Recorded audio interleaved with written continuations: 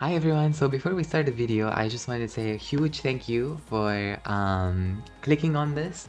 Obviously, I feel like this guide has been a long time in the making because I just wanted to get it right. I wanted to know how to play her exactly, which is why like I just kind of took 6 months since the game came out to just really get to grips with what she does and ways of like actually explaining her game plan, her pressure moves, her punishment, her heat mechanic, just because it's a lot of new information that was, just kind of thrown at me as well. Playing Tekken 7 for a long time, like I still, I know my bearings, like I understand the fundamentals of the game. So like picking that up was fine, like going from Tekken 7 to Tekken 8, but obviously like the heat system is completely different from what we've had before. The only thing that was like pretty similar to this is, the 2D kind of stuff, the heat buy, not the EX buy that Eliza, Geese, Akuma, they used to have. So, at her core, Lily is like pretty similar to what she used to be, but she has a lot more tools now to work with. Her back turn is more fleshed out, her Dewglide is a lot more fleshed out. Her feisty rabbit is a lot more dangerous now, like it's actually a 50-50 that you cannot ignore when she's in heat. Even outside of heat, it's super strong, but we'll get into that later. So yeah, that's why this has taken me a long time. I just wanted to make sure that I fully understand how she plays before I start teaching people how she works in this game. So just to preface this, these are sort of like the notations and the abbreviations that I'll be working with in this video. Obviously the directional inputs and the 1, 2, 3, and 4 buttons, those are like pretty straightforward. You're all aware of that. They're the same notations that I was using for the combo guide when I released it earlier this year, which thank you all for watching that. I really appreciate you. I feel like that sort of like skyrocketed the YouTube channel in a direction where I didn't expect it to go. So which is why I'm here making this guide for you now. So, just make sure that you're subscribed.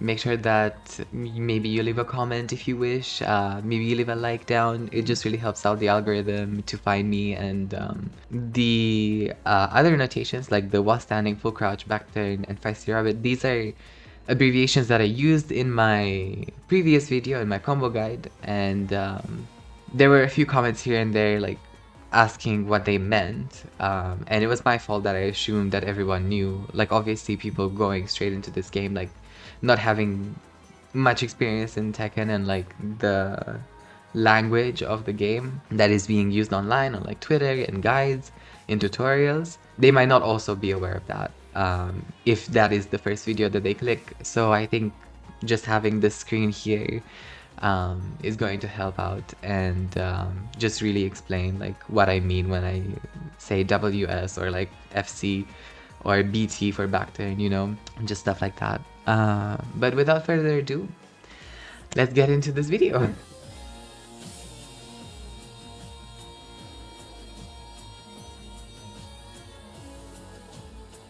Is Lily still S tier?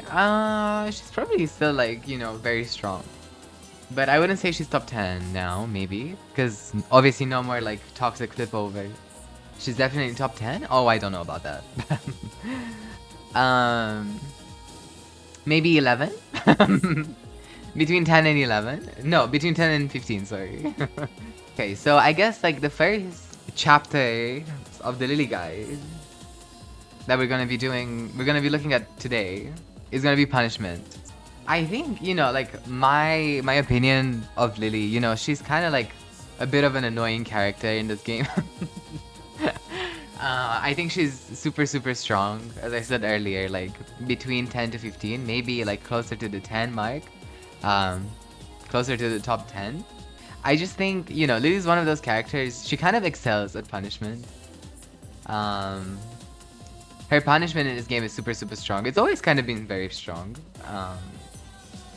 If I do say so myself. Even in Tekken 7, it was pretty strong.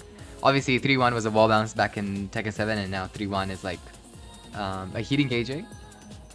But let's go and have a look at her 10 frame punishes, Okay, so she has 1-2 plus 8, 10 frames. This was, you know, really good in Tekken 7 because you could force what is it? A frame trap with forward 4. Obviously now you can force like a faster frame trap with down forward 4 and like beat power crushes. I think forward 4 will still lose to power crushes at plus 8. But plus 8 still like is really no joke. At plus 8 she, you know, she can do a lot of things. You can throw out a forward 4 like I said, you can chip them down with a down 3 afterwards if they decide to step. You can go for a throw. I think in Tekken 7 there was this like legacy thing where people would do this. They would do 1-2 and then the 1+2 throw. And that was very strong. You will see a lot of, you would see like a lot of checks with the throw in Tekken 7 and it's still pretty good now. I would say probably it might be better to go for maybe one of the other ones since it's homing, but I guess at plus 8 it shouldn't really matter. Let's do sidewalk. No, I don't think so. Okay, yeah, so it's like pretty much like homing either way, so you can kind of force between the throws if you really want to go that way. But most of the time I'll do this and then do a down 3 or like a forward 4 because that also tracks at plus 8. Or you can finish the string. You just have to keep in mind that you're at -2 after that. So the opponent kind of has a bit more advantage over you at that point. You have to just be a little bit more careful with what you press because, you know, against characters like Lars or like even bears, you know, if they do like their G-clef, even Lili, she can like G-clef you now with 1-1-3 and like counter hit you. And then she gets a little bit more damage and more advantage on you. But if you want to finish this, you know, like a really good idea afterwards is like step in the direction like where it leaves you, because this kind of leaves you off axis. So it's pretty good. It's a pretty good idea to like keep stepping and just increase your distance away from the opponent. But if you want to play a little bit more risky, like if you think they're gonna step, obviously 4-3 is really good. If you think they're gonna press or like try to step, maybe up 4-3 is really good, the hop kick. Because it will beat like the slower homing moves that the opponents try to throw your way if they see you stepping a lot after this. And I guess if they start ducking this follow-up, then you always have this, but it's a bit slower and a little bit more reactable. And you might get floated out of this, so just be careful. Turn. So like, let's say you punish with 1-2 in back turn. If your opponent is with their back towards you. This is guaranteed. So like, your opponent really can't do anything at this point here. They can't power crush. They can't duck to avoid this. They can't turn around to avoid this. If they decide to turn around, then, you know, they'll eat this. Because it takes 6 frames to turn around and you're at plus 8 and 1+2 is 12 frames, so if you do the maths, you know, nothing really beats this, so it's guaranteed. Sometimes you see Lilies get kind of greedy and do like 2 sets of jabs and then do 1+2. That's also pretty strong. I see Shine do 1-2 into down forward 4-4. I guess that's also... Would that be guaranteed? I think that is guaranteed as well. I think 1+2 is like pretty much, you know, what you usually go for here. To make sure that you get your guaranteed damage. But down forward 4-4 is also an option on back-turned opponents. Now, if we look at 2-4, is one of her older 10-frame punishes. This is one of the best 10-frame punishes in the game for sure. You know, 10-frame knockdown, 10-frame wall splat, very valuable in a game like this where it's super fast-paced and you want to be like looking around for a whiff on your opponent. So like, let's say you do something like this and you're keeping the opponent like cornered at the wall.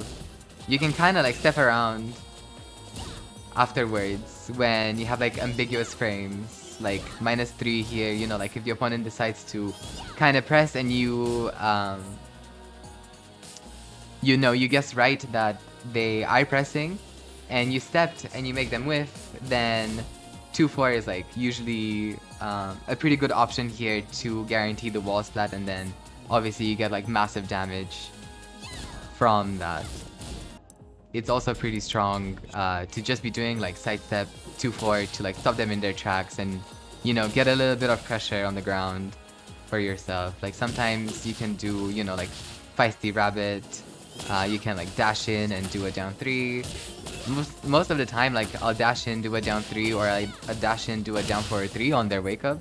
But I think feisty rabbit will also kind of connect depending on like their wake up option. Sometimes they spam 2-4 at the wall and step after it. That's also very strong, yes. Like you can do 2-4 because it is safe on block, this whole thing. Like it's only -2. Like -2 for a 10 frame punish like this, it's kind of crazy. So you can like do a 2-4 and then step and do another 2-4. But you just have to be careful because it's a lot of highs that you're playing with. So if your opponent is ready to duck the highs, then you're kind of cooked. If they stay on the ground, you can kind of, you know, just like do a QCF3. Like obviously realign with them, and then if you see them staying on the ground, do a QCF3, make them think again on wake up. So yeah, like really good 10 frame punish. You just have to be careful. The 2 doesn't have the best range. Like you can kind of see, like sometimes it will whiff in Kazuya's face. Like it looks like sometimes it will connect and then it doesn't. So you just have to be a bit careful and just do your labbing to see where 1-2 would be better, or like where 2-4 will be better. Obviously when you're super close to them, I think 2-4 is probably the way to go if you're punishing like a -11 or a -10.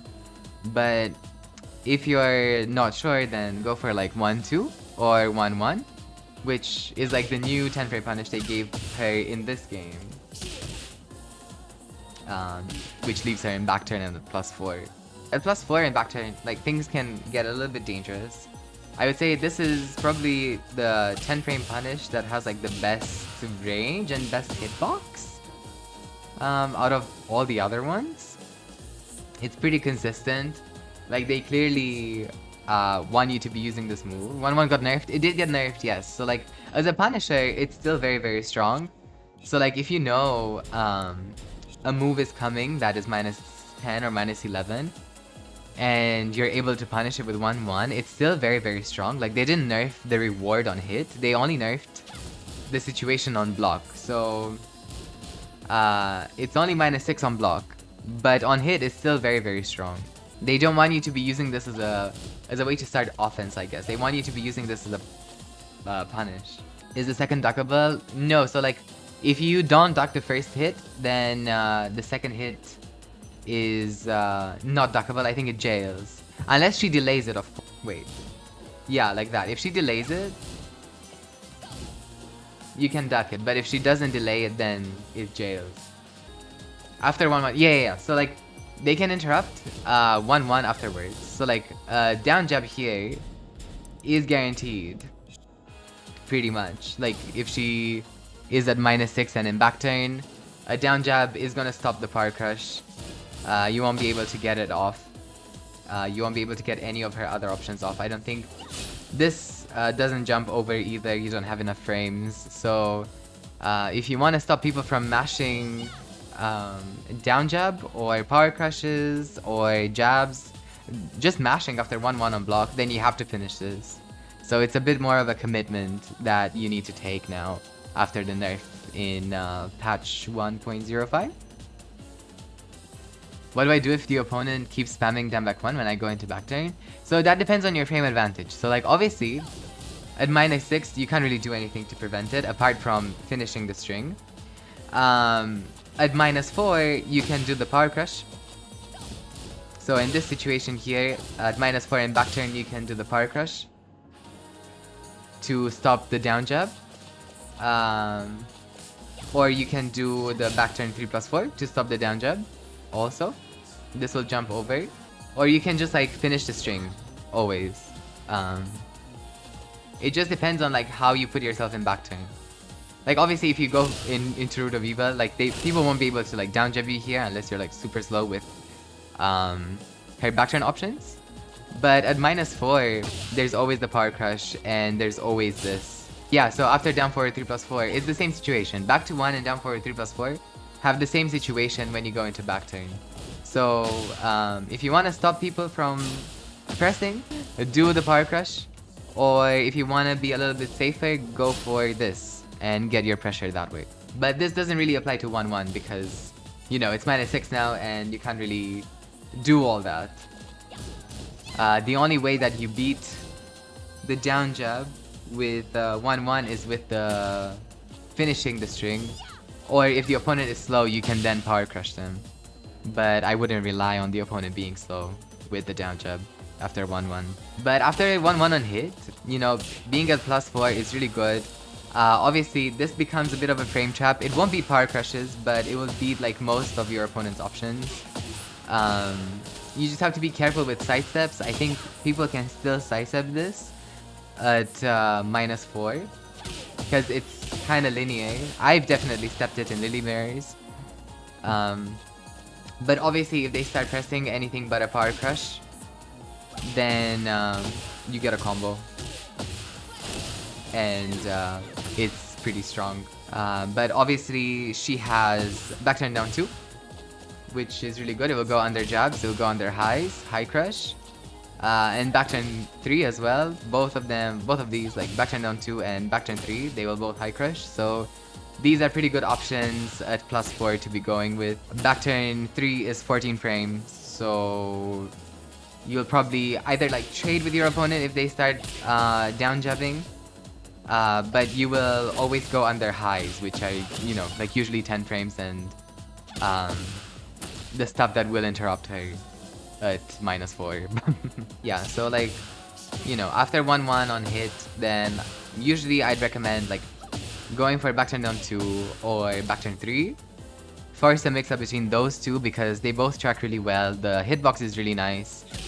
And they're both quite chunky. Like obviously if you get this all off, it's like, you know, it's 50 damage, 54 damage, and good positioning in neutral where you can continue your Oki, so that's really good.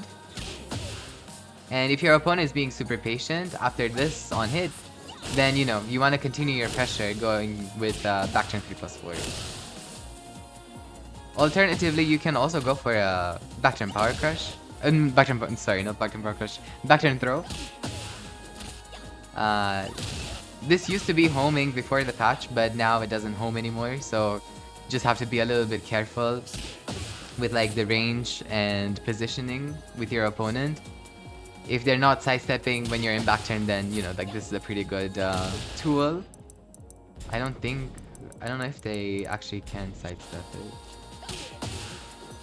Yeah, they will be able to sidestep this at -4.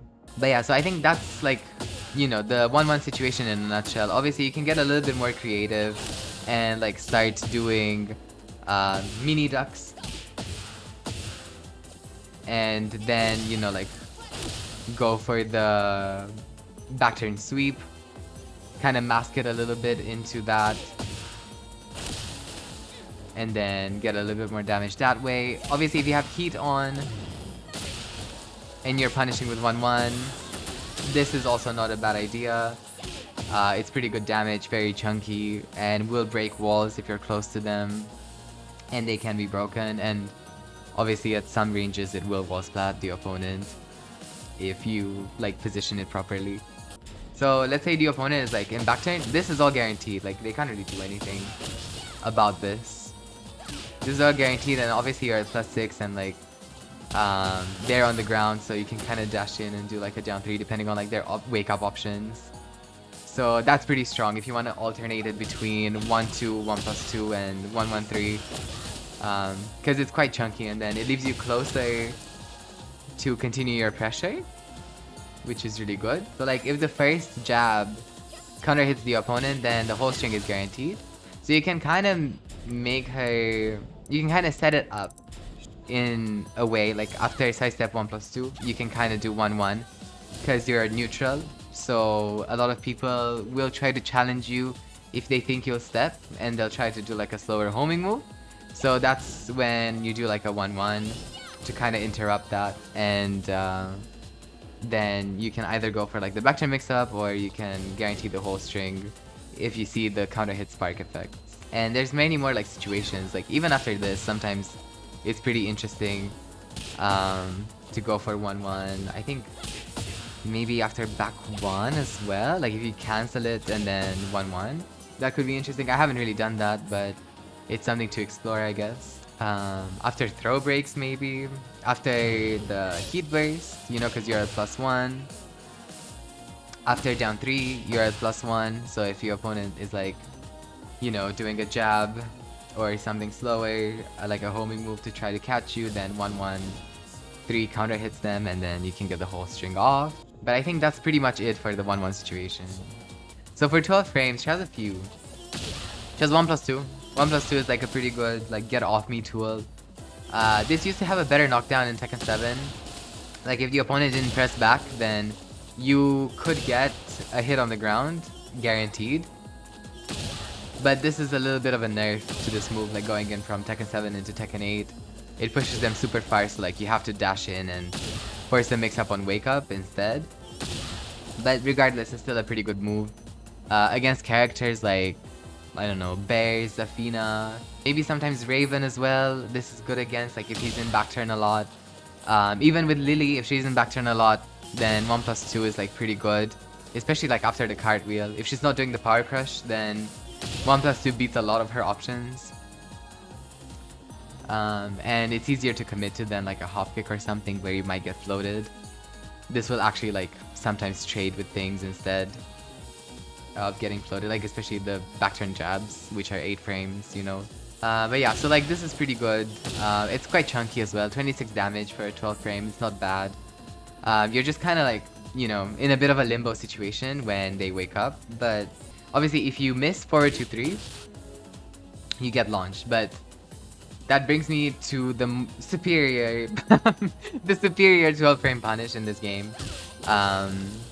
Forward 2-3 is like one of the best 12 frame punishes for sure. The only downside to it is that it's launch punishable. You die when you whiff. Well, yes, you die when you whiff, or you die if it gets blocked, but you should have enough time to be able to confirm that it hits. And, you know, obviously if it lands on block, then you don't finish it. But yeah, this is a super strong 12 frame knockdown. Hits from super far. Like, she's all the way like over here, like 2.7, and she's landing this move. Like this has a lot of reach. You know, you can always punish with this, like if the opponent is with him from quite far. Well, I say always, but like, you know, most of the time you should be able to punish this. You punish with this because of its range. It's very good, very strong. And the situation on Wake Up is also heavily in her favor. Because, you know, like you can kind of dash in and realign, do a down 3. It's kind of the same situation. I always do this.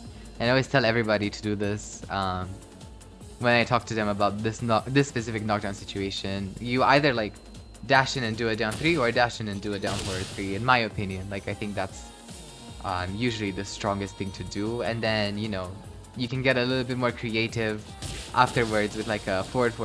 Well, maybe not like that, but if you dash in a little bit and, you know, you kind of like fake it out a little bit with the dash, and then you go in again with forward. But most of the time, you know, you want to be doing like a down 3 or like a down forward 3 to catch the opponent waking up. You can also go for like a QCF3 if they stay on the ground. It's kind of the same as like after 2-4, the same situation that we talked about earlier, but it's a bit more toxic because when the opponent is on the ground, they're kind of like face down. So in this situation, you know, like if they just choose to stay on the ground, this is pretty free. And down 3 on the ground should work just as well. So yeah, just pick your poison, I guess, between these follow-ups. You see, you can get like up to like close to 80 damage from this one 12 frame punisher. So like if you see your opponent doing a punishable move and their back is towards the wall, like a lot of the time the punishable move, the said punishable move might be Power Crush, because they'll try to get out of your pressure at the wall. So, you know. So yeah, that's super strong. And then she has one more, like, Punisher per 12 frames, which, you know, nobody ever uses.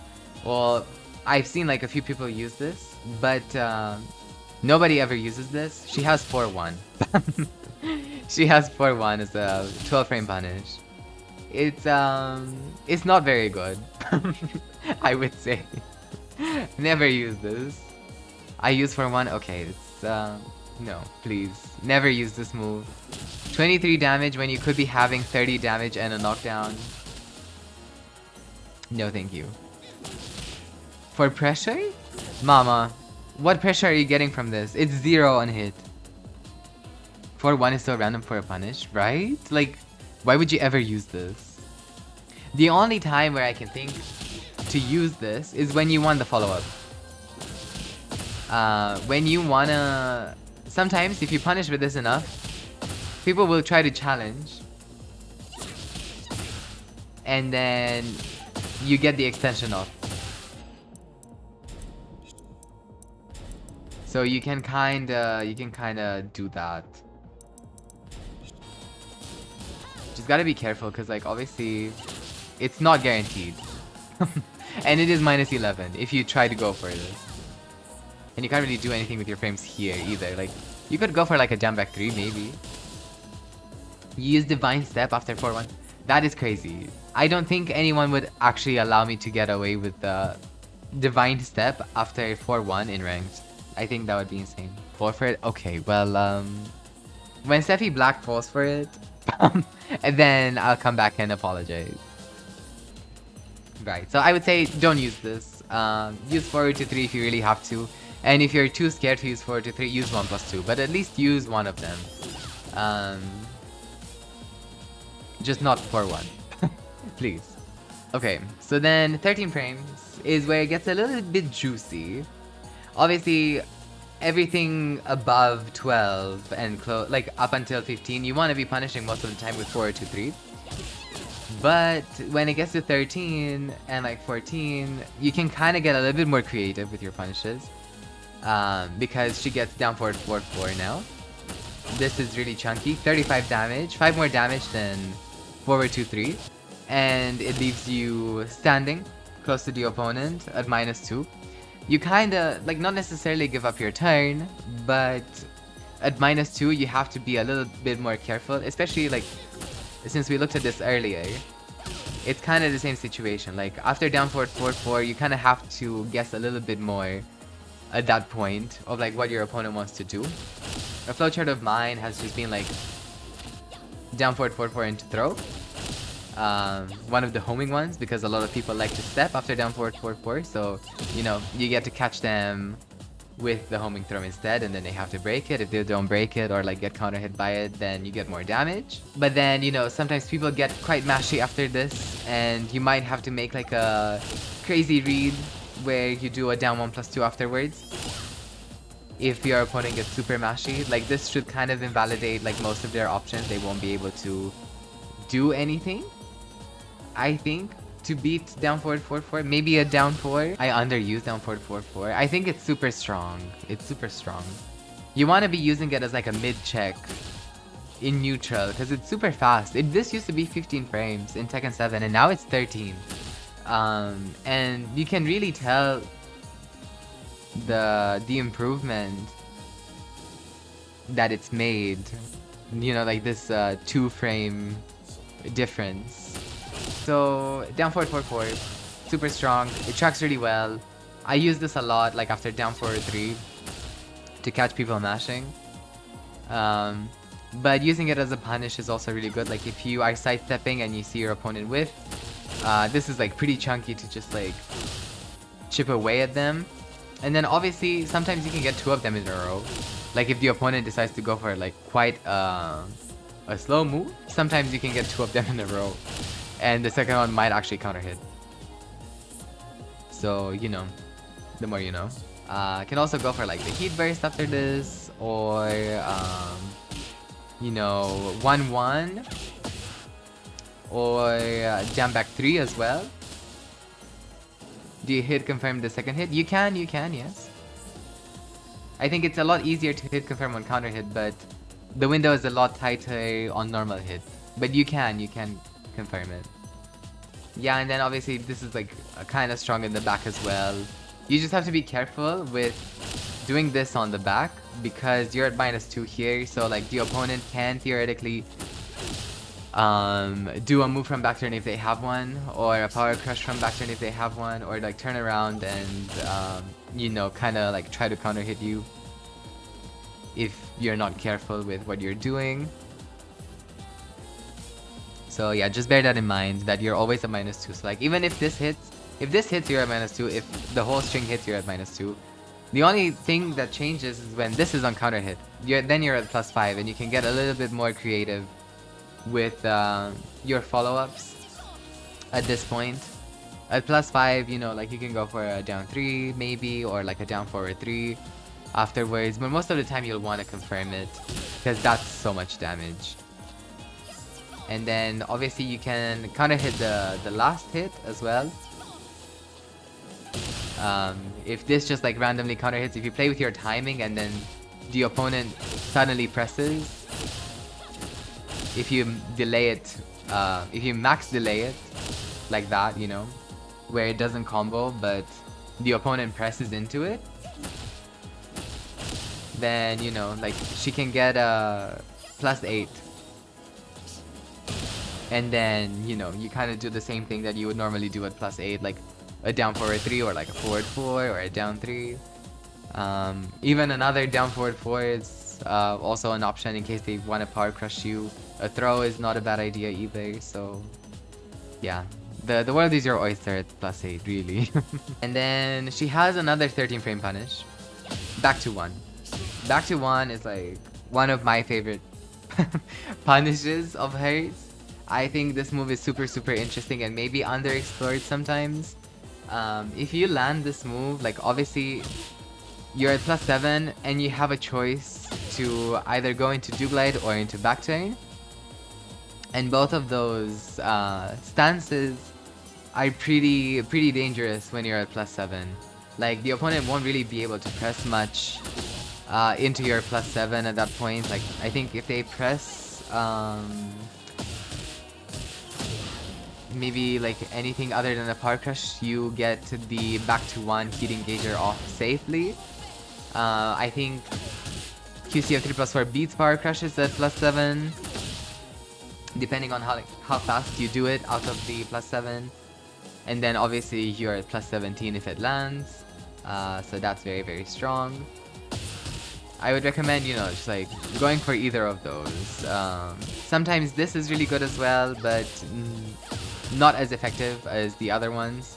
The only thing with like this is that you can go into back turn again if you like miss the opportunity to go into back turn from back to 1. And then, you know, you do QCF1 and then you do QCF1 2 and then hold back, then you can go back into back turn. You just have to be careful that, you know, you see that on hit. Oops. You're at like -9 in back turn. Oops. Like most of the time the opponent won't know this and they'll be a bit patient when they see you do this because they'll be scared of the extension which kind of hit launches. So, you know, it's another mind game to add in your opponent's head from this punisher, you know. Like one time, like the first layer of mix-up is, you know, the move that you do from Dewglide, and then the second layer of mix-up is if you're gonna go into the transition into back turn, or if you're gonna finish the string with either QCF1-2 or QCF1-4. So you can kind of mess with your opponent's head if you go for something like this after a whiff punish. Yeah, so I like this a lot. Most of the time, like you'll see me do QCF 3+4 from this until the opponent ducks it. Sometimes, you know, you want to go for the power crush as well. Like you can go for that on block. If you land it on block, then it's -4 regardless of if you go into back turn or into Dewglide. So at -4, you know, like the power crushes will beat the down jabs. Is the power crush safe? No, the power crush is -11. So you don't risk too much by throwing out the power crush unless, you know, you're playing against a crazy character like Lili that has a 10-frame knockdown. You know, most of the time you'll just like get hit by jabs or by a ballerina spinning move. And you can also go for the throw from Dewglide, because she will cancel the Dewglide herself, because the moment you input up forward 1+2, then it kind of cancels the Dewglide. That's typically like what happens with most of her, like, I mean all of her like up inputs. They will cancel Dewglide by themselves and then do the move that has an up input. So like you can kind of do a hop kick from Dewglide. You can kind of do the throw from Dewglide. You can do up back 1 from Dewglide. Trying to think what other up inputs she has. You can do Divine Step from Dewglide if you really wanted to, or like up 3 from Dewglide. Obviously a lot more situational, but yeah. And then obviously from Dewglide she can also do sidestep moves. So like this is interesting. If you want to catch the opponent off guard, you kind of lose your frame advantage here when you're cancelling out of the Dewglide. You're not really like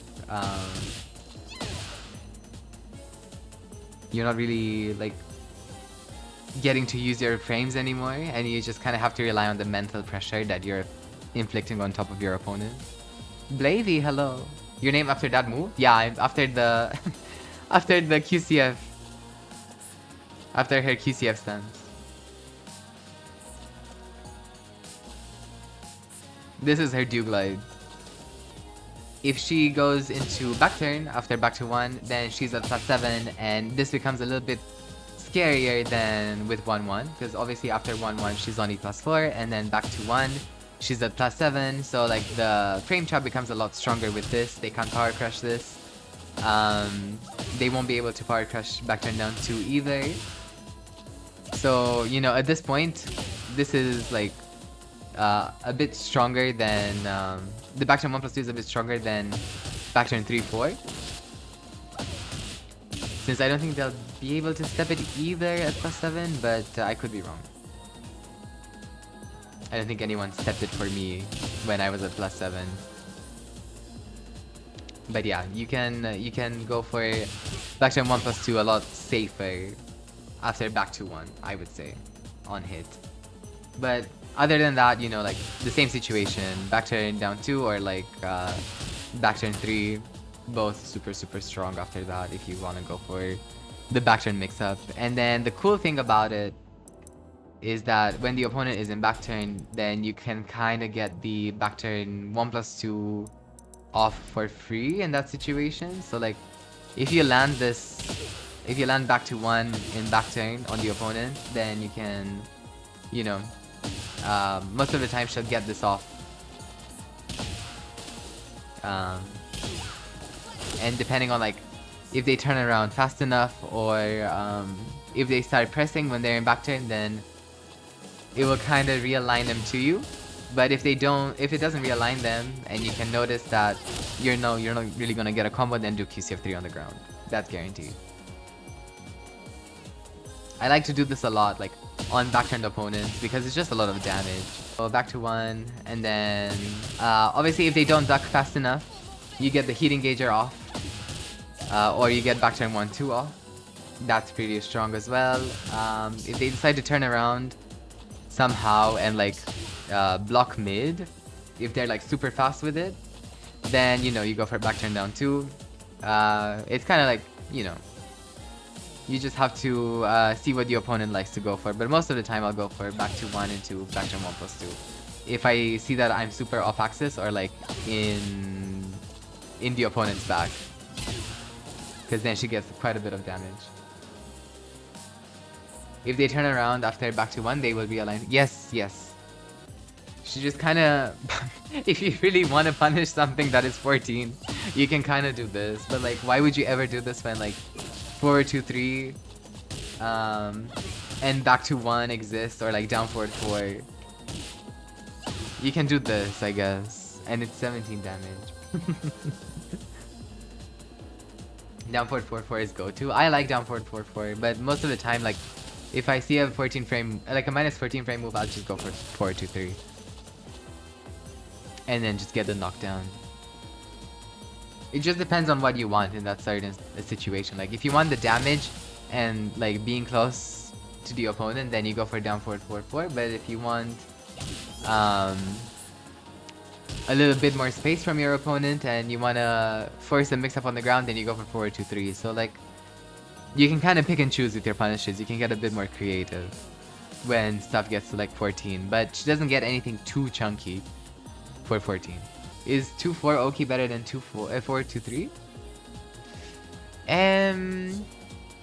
Yes and no. Like, I like them both for different reasons. Like, I think 2-4 is better for the feisty rabbit, and 4-2-3 is better for like dashing in and doing like a down 3 or like a QCF 3 or like a down 4-3. So they kind of do different things. Yeah, so I think that's pretty much it for like 14 frames. She doesn't really get anything too spectacular for 14. I would say just like stick to the 13 frame punishes or the 12 frame punishes. You should have more time to confirm the punish that way. Yeah, and then we get to 15 where like this is where it gets kind of juicy. For 15, oh, that's not 15. For 15, she has the hop kick. Ah, wait.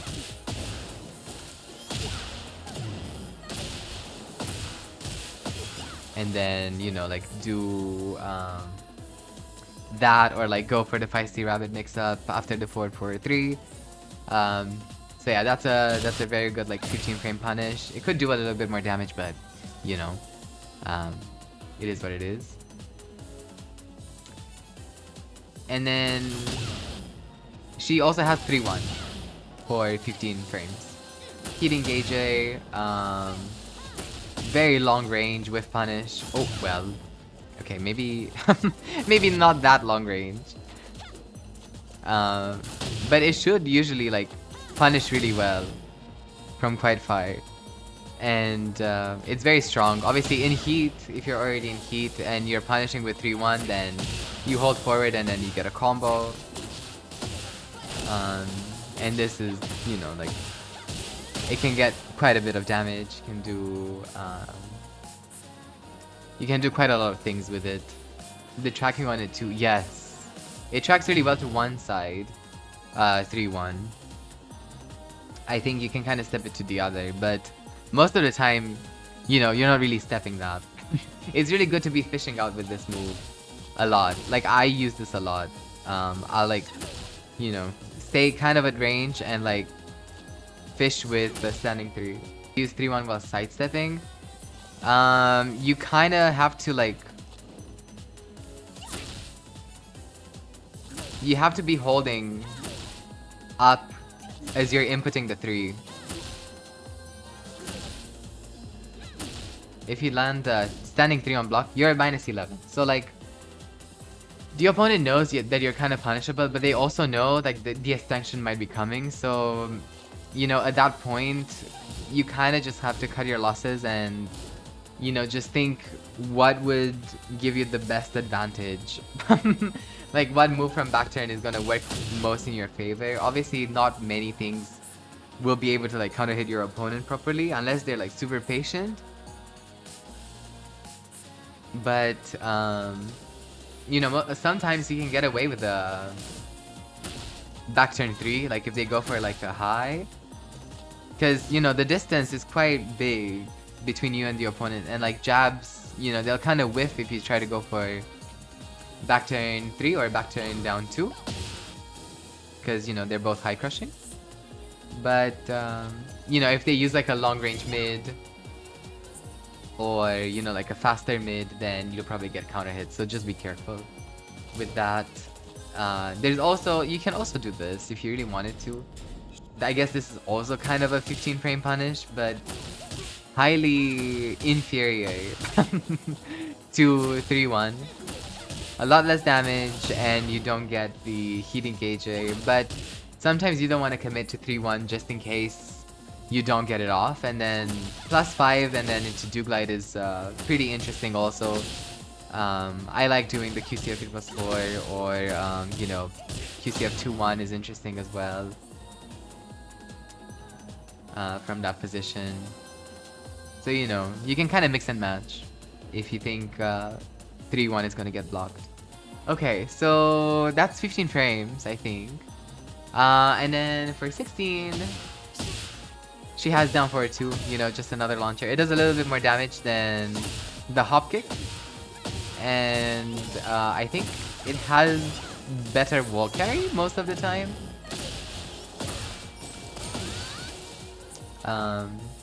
But yeah, you can get quite a bit of damage from down forward 2. I don't usually love down forward 2 as a whiff punish, but you know, sometimes I'll use it. Like out of sidestep. When I think the opponent is like whiffing. But most of the time, like, I won't throw this out unless I have a feeling that it will hit. Like, obviously, it's not the end of the world that if your opponent blocks it, because it's only -11. But it's very linear. It just has really good range, like, horizontally. But if the opponent is sidestepping, then it will just whiff tragically. And then 17 frames. She gets Matterhorn. You have to, like, you know, you have to know like which moves you're able to punish with this. But it's a legit punish, you know, it's a legit 17 frame punish. I guess for like 1-1-2 for the Mishimas and some of the other stuff. Like some of the other G-Clef things that are -17. It comes in pretty handy. Not that I've ever punished 1-1-2 with Matterhorn myself, but I guess I'll try from now on. You ever use 4-4-2 to punish stuff? Not really. I don't rely on this move. The combo is a bit weird. Like obviously more power to you if you can. But from a Death Fist, I'd rather use 3-1 and like get the heat engager and then snowball from my pressure instead. Okay, let's just do like a wall stunning stuff. For 11 frames, she has this. So like any move that is like -11 or -12 from crouch, if she blocks like a small low or like Lili's back jump 1+2, that is -11 on block and it forces crouch. So anything like that, wall stunning fire is your best friend. It's a cute little knockdown. At the wall, you can get mini combo with down forward 4-4, I think. I mean, I've seen Kalak use it a bit from time to time while sending fire in neutral. I think it's an interesting like get off me tool maybe. You just have to be careful with it because it's kind of linear. But obviously the knockdown is pretty nice, and sometimes I think if she does it from like this, she gets this. Nami was saying this is Nami's tech. If you get all of this off, then she can get the while standing 4 into down forward 4-4, and that's quite a bit of damage. It's like 60 damage or something. The pushback is so strong. Yeah, I guess like the pushback is really nice on block to create like ambiguous situations, but you are at -9, so like, you know, like at this point, like neither you or the opponent, you can't really do anything to like get in. I think it's probably a bit stronger if you do it out of Dewglide as well, you know. But it's a pretty interesting like get off me tool. I never used this. Maybe I should. Yeah, so that's like what she gets for like 11 frames, 12 frames. And then 13 frames, And 14 frames she gets, well, 13 frames she gets this while standing 1-2, and then most of the time you'll hold forward to go into Dewglide. If you don't go into Dewglide, then she's at +8, and then you can, you know, do the same thing that you would normally do at +8 in neutral, just, you know, do down forward 3 or like down 3. Maybe not down 3 as much because people will expect the low extension of this. But down forward 3 is like pretty free at +8. And if you go into Dewglide, she's at +10. So, you know, if they actually like try to press anything while standing 4 will hit them. I think QCF +4 will like beat Power Crushes. QCF 2-1 I think beats Power Crushes at that point as well. And then obviously she can do QCF 3 for like quite a bit of damage as well. An interesting position. And it all depends on like what your opponent likes to do. You can, a lot of people like to do the throw as well. This is pretty interesting. Just have to be careful with this because a lot of people will be expecting this. But if you throw it out from time to time, then you know it will beat Power Crushes and it will counter hit people. And then 14 frames from crouch, like if you're blocking a low and it's -14. Full crouch down forward 1 is interesting. Nice little chunky knockdown, 25 damage. And interesting flip over that kind of leaves them close to you so you can, you know, go in and force the mix up afterwards. Does it wall splat? Yes, it does. So like, oh, you know, you can do like the standard wall combos, the other wall splats. You're just kind of a bit closer to them than you would be with like forward 2-3. So you have to be careful with like the side step into the resplat. So I guess that's her 14 frame punish. I like to do this a lot from like back turn down 2 because back turn down 2 is +5 and then you're in crouch. So then doing this immediately is kind of a frame trap. Obviously Power Crushes from crouch will beat you. So like Nina's Blonde Bomb because she can do it from the crouching state. Then that will beat the full crouch down forward 1 in this position. So you kind of have to mix up the situation after back turn down 2 with like a throw or a down 4 or even the slide. But it's interesting. It's also good because if you aren't sure something is -14, it's safe anyway. Yes. So like this one,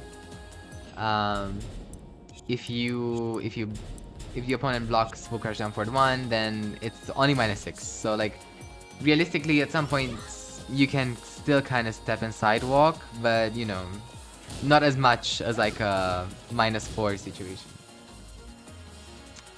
Can full crouch down forward 1 can be walked in game? Not after back turn down 2, I don't think. Not after back turn down 2. No, you can't really walk it after this much pressure. But I think after... Okay, maybe not.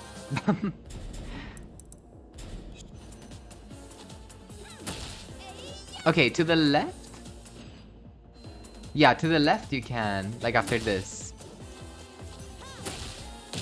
Oh, I guess if it's like tip range, then you can. But if she's like super close, then maybe not. Okay. If she's super close, then not. But depending on the range, then yes. It was pseudo homing in Tekken 7 and it pissed me off. I mean, it still is. It still is. And then 15 frames, she has the while standing 3. Instant tornado launcher. Pretty strong. Quite a lot of damage. Please. Okay. Yeah, so like that's obviously a lot of damage that you can be getting from this move. and it's 15 frames. So like, you know, any minus 15 frame low that you're blocking, try to use while standing 3. The only problem with it is that, you know, if it gets blocked, you're at minus 21. So it's not amazing on block, but it makes sense because it's super evasive, instant tornado, lots of damage. So you know, isn't hop kick 15 frames too? Yes, you can also do the hop kick from crouching if you really wanted to be just a little bit safer. It's just what you want to be doing. It just depends on what you want. And then 16 frames, she has this. So like, you know, most of the time, like when you punish a load that staggers.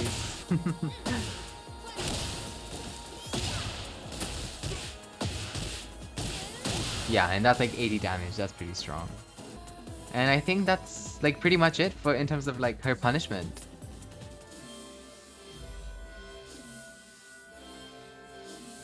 Should we talk about her wall combos now? Also, I think someone asked earlier, like, if Lili lost her wall staggers. She still has this. She has this as a wall stagger. Forward 4, and then I think this as well. Only on hit though, not on block. And then on block she has this. But you know, this is a lot harder to set up. Than like forward 4, 3+4 in heat. Like not many people will let you have this unless you do like a heat engager and then start spinning. Alright, so I think Lili's wall combos are actually super good in this game. Obviously there are some other wall combos from other characters in this game that do a lot more damage than hers. Like the bears, or even Leo maybe, like with the reset. I think Lee does a lot of damage and gets reset with the Oki. Law has pretty good wall damage, but you know, like Lili's wall combos are super good as well. I wouldn't count them out.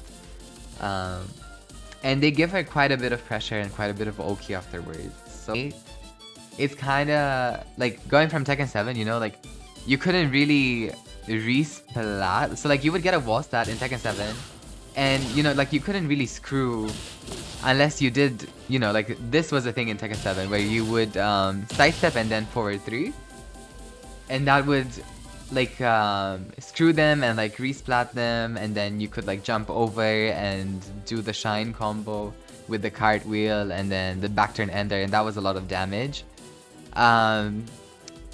But not all characters got something like that, and there wasn't much of a way for you to like screw somebody on the wall. So in this game, they changed that, and you can tornado them on the wall. You can use your tornado on the wall. So in Tekken 7, this is like what you would get, really. But now, you know, you can tornado them and get a lot more damage. Lili always got a silly damage. Got silly damage off of wall splats. Yeah, she was always really strong. I always say she's like the queen of the wall.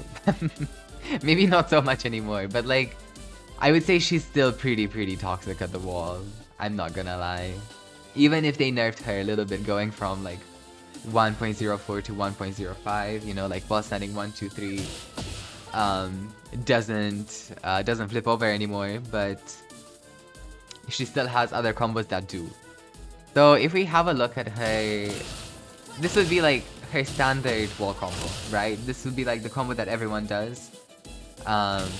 You resplat with QCF3 and then while standing 1, 2, forward 3. Like this is pretty basic and it's a lot of damage. Very consistent also because they buffed it in the recent patch. While standing 1, 2 no longer whiffs, I think. When you decide to do this wall combo, because it had its moments in 1.04 where it would just whiff randomly. Yeah, so like she does wall standing 1, 2, 4, 3, and now like she doesn't get the flip over anymore, but she is at like a neutral frame advantage, so you're not really like losing your advantage from this is just a bit more of a mind game. Obviously, you can't really spam Feisty Rabbit after this anymore. Yeah, I think your opponent should be able to like get up kick. Yep. And you don't get that anymore. You don't get to be toxic anymore and like force the Feisty Rabbit stuff. You can kinda time it, I think. And then you punish the get up kick. So like if you wait a little bit, if you don't do it instantly, and you time it with the get up kick, then you can still get the Feisty Rabbit stuff.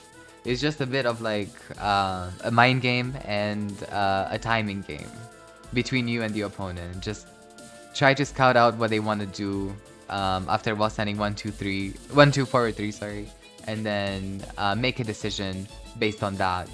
Most of the time, when I do while standing 1, 2, forward 3, I'll go into back turn and then go for back turn down 2. And the Feisty Rabbit Vortex really was so toxic. It was. Because they couldn't do anything but just like sit on the ground. So now it's a bit more like both ways. We both have to think about the situation, not just the opponent. Turning into back turn after while standing, well, after QCF3 is usually my preferred option for Oki. But there are ways to beat it, you know? You're just gonna have to like think about the opponent's options and look at their behavior throughout the match. See what they like to do when they wake up, and then that should probably give you an indication of what you should be doing at the wall. Size of 1+2 is also a very good option. After this, I like Size of 1+2 a lot. Because if you're quite fast with it and the opponent is like, you know, not necessarily on it with the spring kick, you beat it, and then it should beat all the other wake up kicks as well. If you do the low kick, I think it beats it also, because you sidestep, avoid, and then boom, and then suddenly you have a combo. So I would say mix it up between like going into back turn and going for sidestep 1+2. I've been doing this for a long time, like the sidestep 1+2.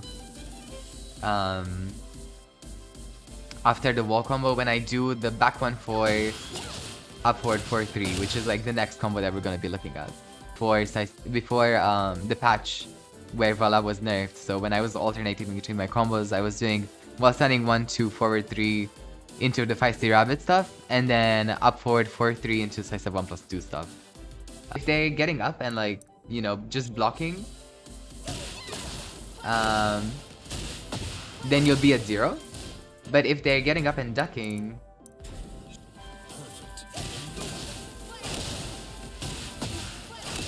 you get a wall splat. And then you get to do that again. And make them think. Yoshi senpai, thank you for the sub. Thank you for the 3 months. Thank you. How are you? And I think this should work from both sides also. Yeah, if they get up and duck, it's a wall splat. Oops. Oh, wait. But if they get up and just block, then you're at 0 on block. And you can, you know, you can force some other toxic stuff at the wall. Like, you just go into 1-1 afterwards and counter hit them if they do something super slow. Or do down back 3 in case you think they'll do a high of their own. Like a jab of their own, and you're scared that you'll be slow with yours, or that you don't really want to take the risk of 1-1, you know, getting blocked, and then you have to think in back turn. There's plenty of opportunity for you to do crazy stuff with sidestep 1+2. You could also just like throw another one, so like sidestep 2 into sidestep 1+2 into sidestep 1+2. You can also throw that out if you really wanted to. There's just a lot of opportunity for you to play around with at the wall. From 0 on block here, you could even just like throw out one of her homing throws. I recommend a homing throw if you're gonna go for a throw, because you risk the 1+2 one getting sidestepped and then you die. And Matterhorn 2-4 on block. That also works. But yeah, I think that's pretty much it for like the wall standing 1, 2, forward 3. You can also do this if you really wanted to. If you get bored of like just doing the QCF3 stuff, you can do this. Jump over with Angel Knee. So you do while standing 1, 2, up forward 1 plus, no, up forward 3 plus 4, sorry. Like you do glide and then up forward 3 plus 4.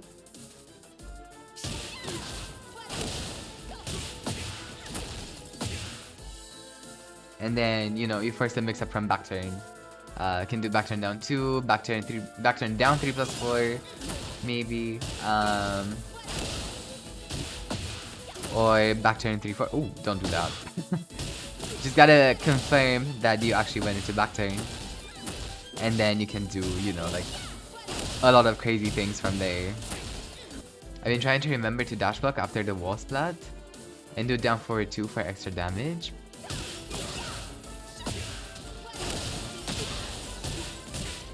I would recommend doing something like this if you really wanted to, because like if you just do the down forward 2, I don't think it's that much damage, that much more damage. Okay, it's only 3 more damage. Then if you were to do this, so like you're not really wasting that much potential. But if you really wanted to, wall splat them up high and then go for something crazy like that.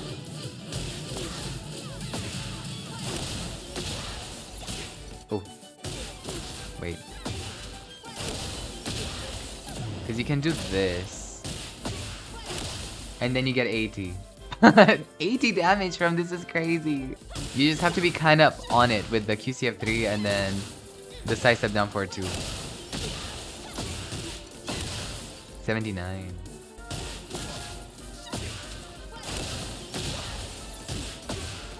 Okay, 81.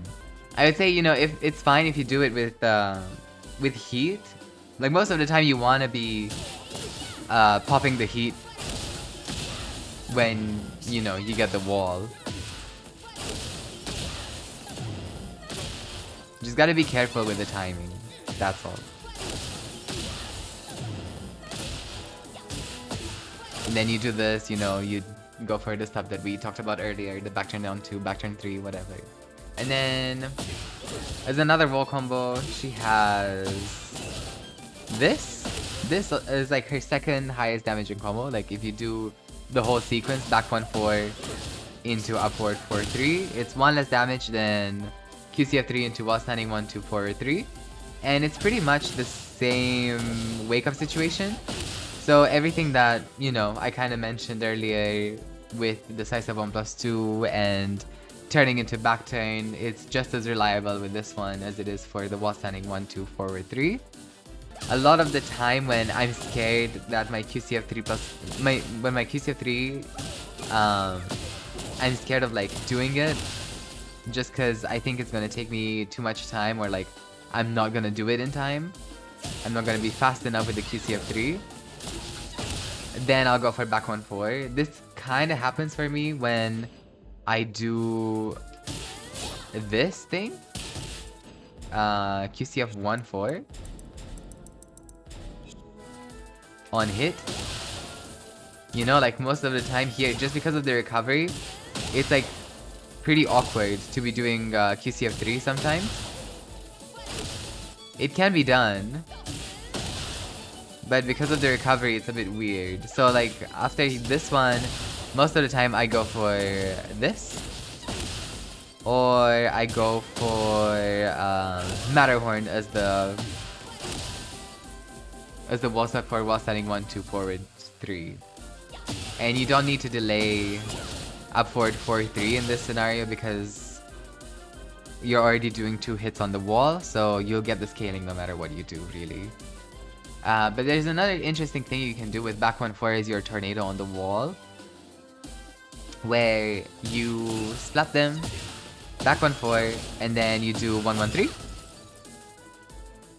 And that's quite a bit of damage. Well, It's not that much damage, really. You're losing quite a bit of damage with this. But you would use this to get the flip over so you can do the feisty rabbit. Because at this point they can't wake up kick. They can't do a wake up kick if they're being flipped over like this. Because they die.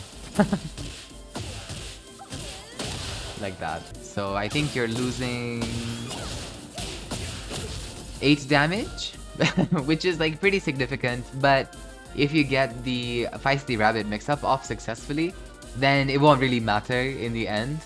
You're still getting off either a knockdown low into QCF3 or a launcher, or even like a counter hit launcher from feisty rabbit 3.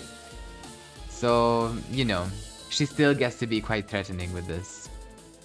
And you still get to force your mix-ups on the opponent if you really wanted to, that way. Yeah, I've been using this a lot more recently. Like, I will do back 1-4 and then 1-1-3 after the heat burst so that I don't cut my damage before back 1-4. Because you see that does less damage because of the scaling after the heat burst. So you want to do your heat burst on the combo like as late as possible, like basically before the wall ender. There's nothing else that— oh, she gets this as well. Hold on. She can do this. 1 less damage than the upward 4-3 stuff.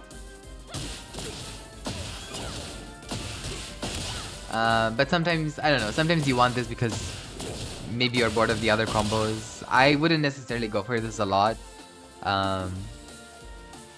It's pretty useful as like a wall break or like wall blast down to 2-4 as like a wall ender that much. Just because the frame advantage is pretty bad. Like if you look down there, like in the brackets, she's at like -17, which is kind of crazy. Like if you decide to like step or, you know, do any move, like you'll probably get counter hit by the opponent retaliating from the ground, which is not great. She can turn around, so you can do QCF3 as your wall, as your tornado on the wall, and then turn around and do the back turn ender if you really wanted to. Get the reset, and you know that's it's okay damage, and then you're in back turn after this interaction.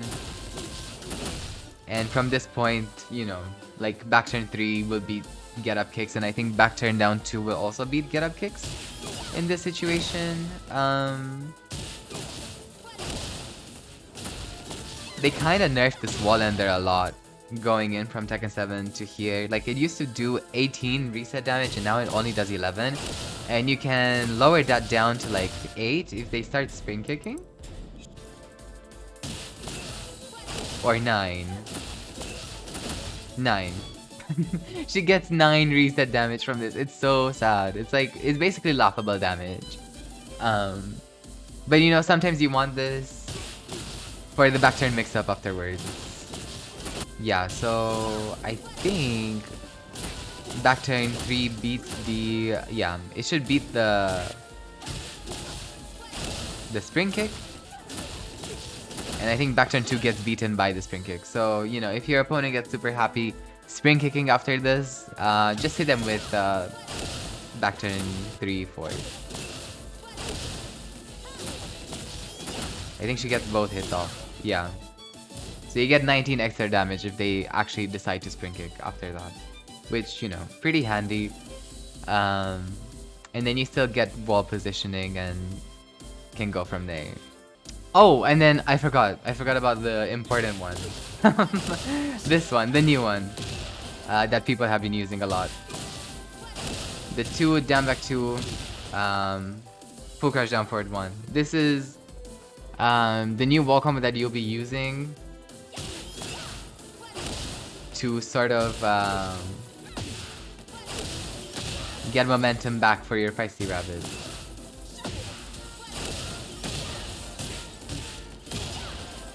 and then, you know. This combo was a thing in Tekken 7. People were using it as like a counterpart to 3-2 forward 3. For the flip over stuff in Tekken 7. And it's still pretty powerful in this game. It's only a little bit less damage than while standing 1-2 forward 3. I think 5 less damage, if I'm correct. Yeah, 5 less damage, and you get the, you know, the situation with the feisty rabbit stuff. So, you know, even though they nerfed the feisty rabbit flip over situation, you can still kind of throw this out and set it up again.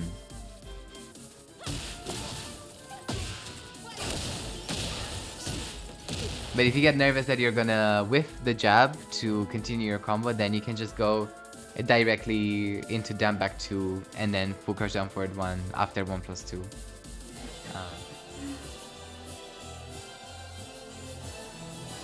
Let's talk a little bit about her heat engagers and what she can do when she gets into heat, and what I like to do once I landed like a heat engager or something, to keep up the pressure and snowball on my opponent. So if we take a look at her heat engagers, she has a few. She has 3-1. This is the one that I use the most, I would say. 3-1, super long range with Punisher. We talked a little bit about it earlier during the punishment section of this guide. But, you know, 15 frames, long range. Oh, well, it whiffed there, but, you know, it tracks really well to one side. She does her little pour mon père dialogue, and then she runs towards the opponent, and then you're at +17. So whenever you're trying to like whiff punish people, I tend to go for this or forward 2-3.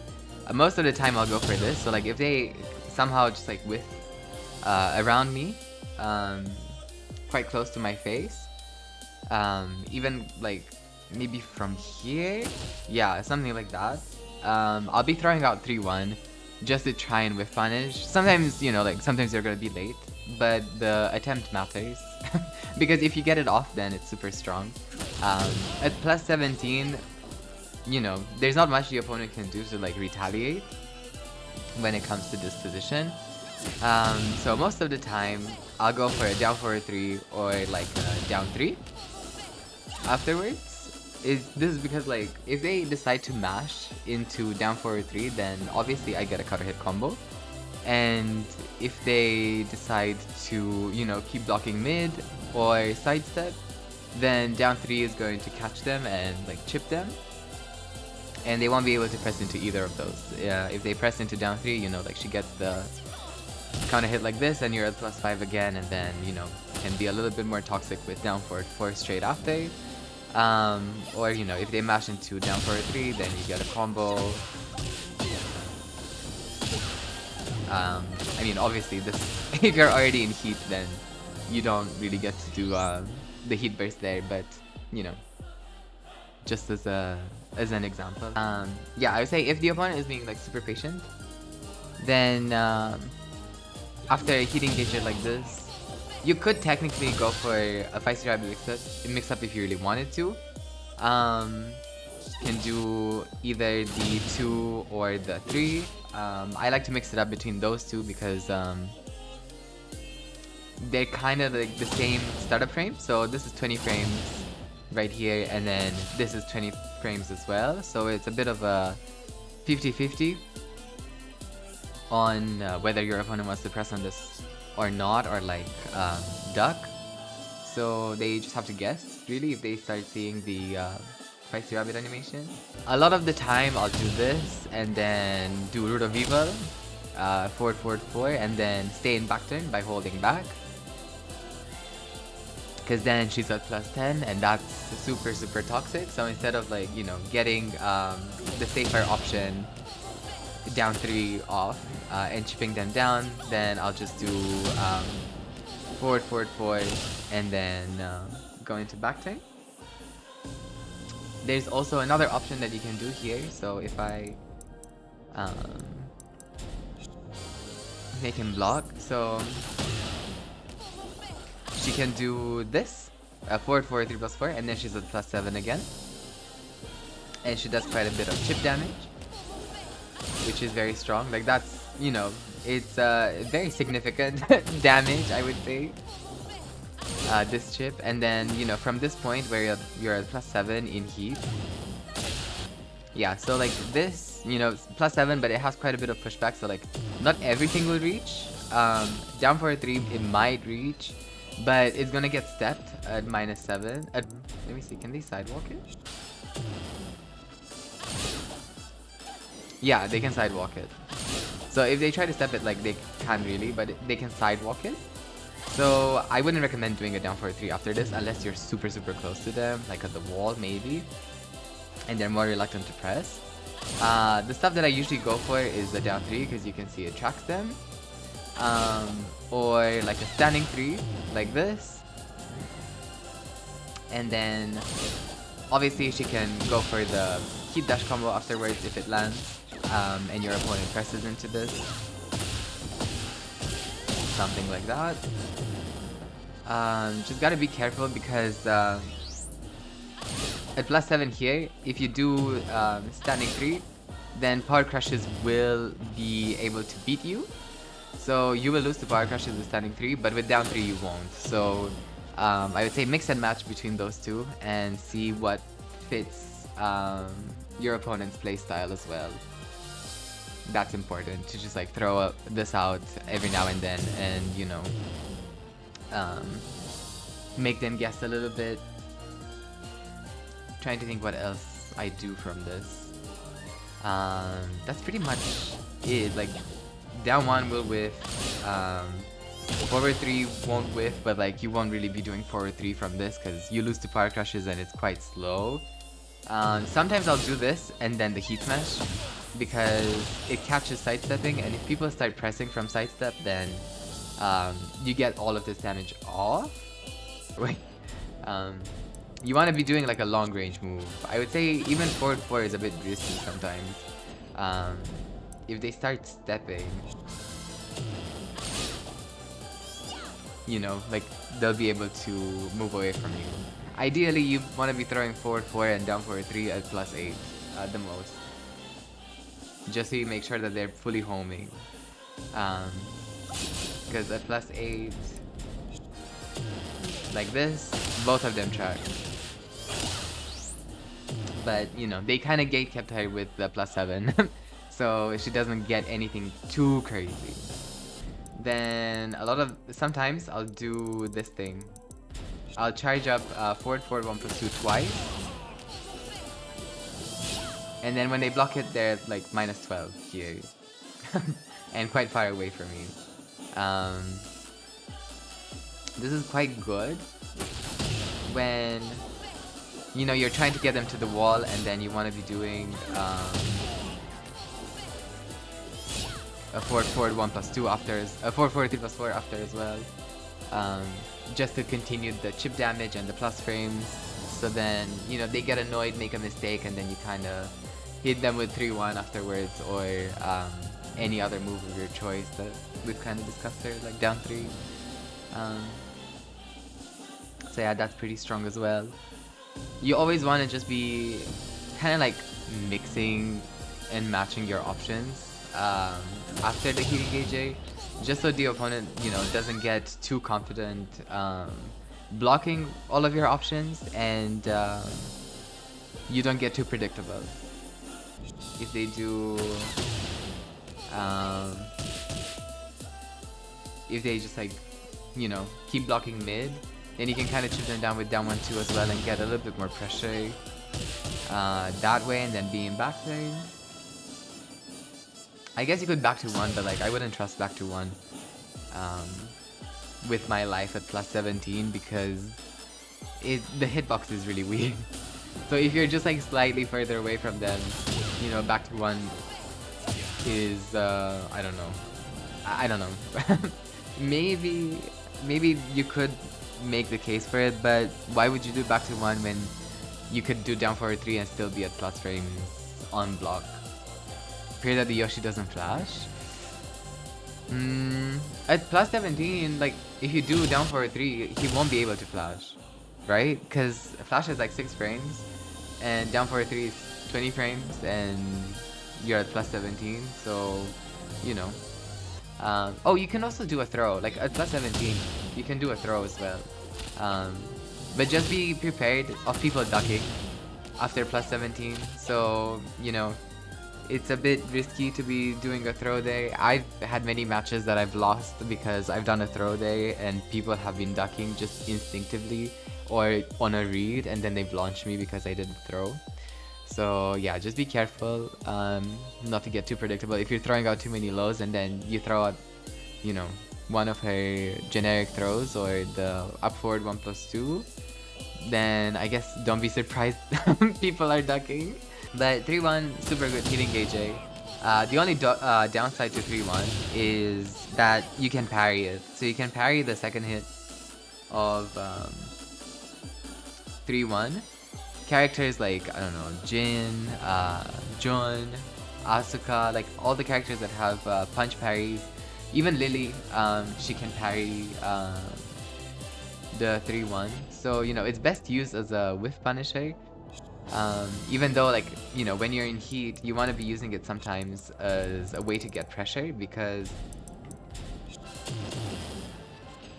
when you're in heat and then you can do it on block. So let's say you landed it on block, but you don't want the -13.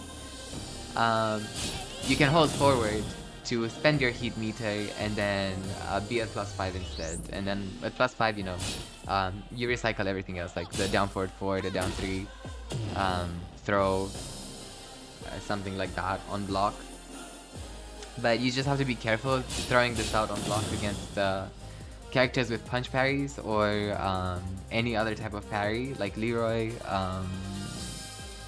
or who else? Jin. Yeah, just gotta be careful of those, because I've had many matches where people have just been parrying me, and then I've like lost my momentum, lost my heat, and it's not looking good.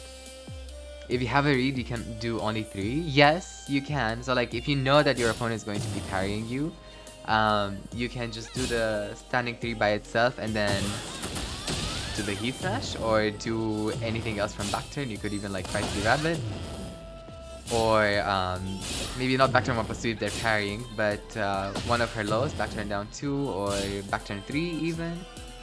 You can do that to beat the parries. So just gotta make sure that you don't get too predictable, that's all. Like, if you get too predictable, that is the moment, you know, like, your opponent can take advantage of that, start parrying you. But if you're willing to show them that you're down to stop the string at 3 and then do a back turn mix-up, then they'll be more likely to press into it next time. So then you might be able to get the 3-1 off a little bit more safely. So it's a bit of a mind game. It can be a bit of a mind game. Just gotta be careful with the conditioning. She has, also from neutral, 3+4. Super long range, homing. I was gonna say fast, but it's not really that fast. It's one of her slowest moves, actually. 23 frames. Slower than forward 3. Slower than forward 3, so it doesn't really help like up close, you know. But in saying that, it does have a bit of high evasion, so if you do it from like around here, in your opponent's face, sometimes it does have high evasion, because if you have a look at the animation, she kind of like ducks her head a little bit and then she goes under jabs sometimes. I find that it's a bit more evasive if you do it out of sidestep, at like the mid to close range. I've gone under so many highs by doing just a mini sidestep into 3+4, or just like making them whiff their offense and then doing 3+4 to whiff punish. So this is really good for that. I would say this also whiff punishes heat bursts really well. So if your opponent is doing a heat burst from quite far away from you and they just do it to like cancel it, and then be in heat, like not even throwing out the full power crush, you can do 3+4 to catch them and whiff punish them. It's really good for that, I would say. But this one, exactly like 3-1, in heat, you know, it will give you a combo if you hold forward. You know, pretty much the same idea. If you want to do something a bit more like a spike, she can do this. Sidestep, delay this, and then QCF3 like that. Yeah, so, you know, if you see your opponent like twitching like mid-range or like stepping at mid-range, throw this out every now and then. Try to mix it up with the cartwheel so that they don't duck it a lot.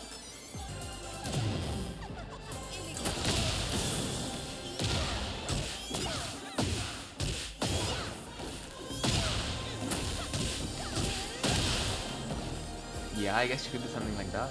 After 3-1 it's kind of hard. Yeah, after 3-1 it's a bit like, yikes. But for this one and the QCF 2-1, the launch, they're pretty easy, right?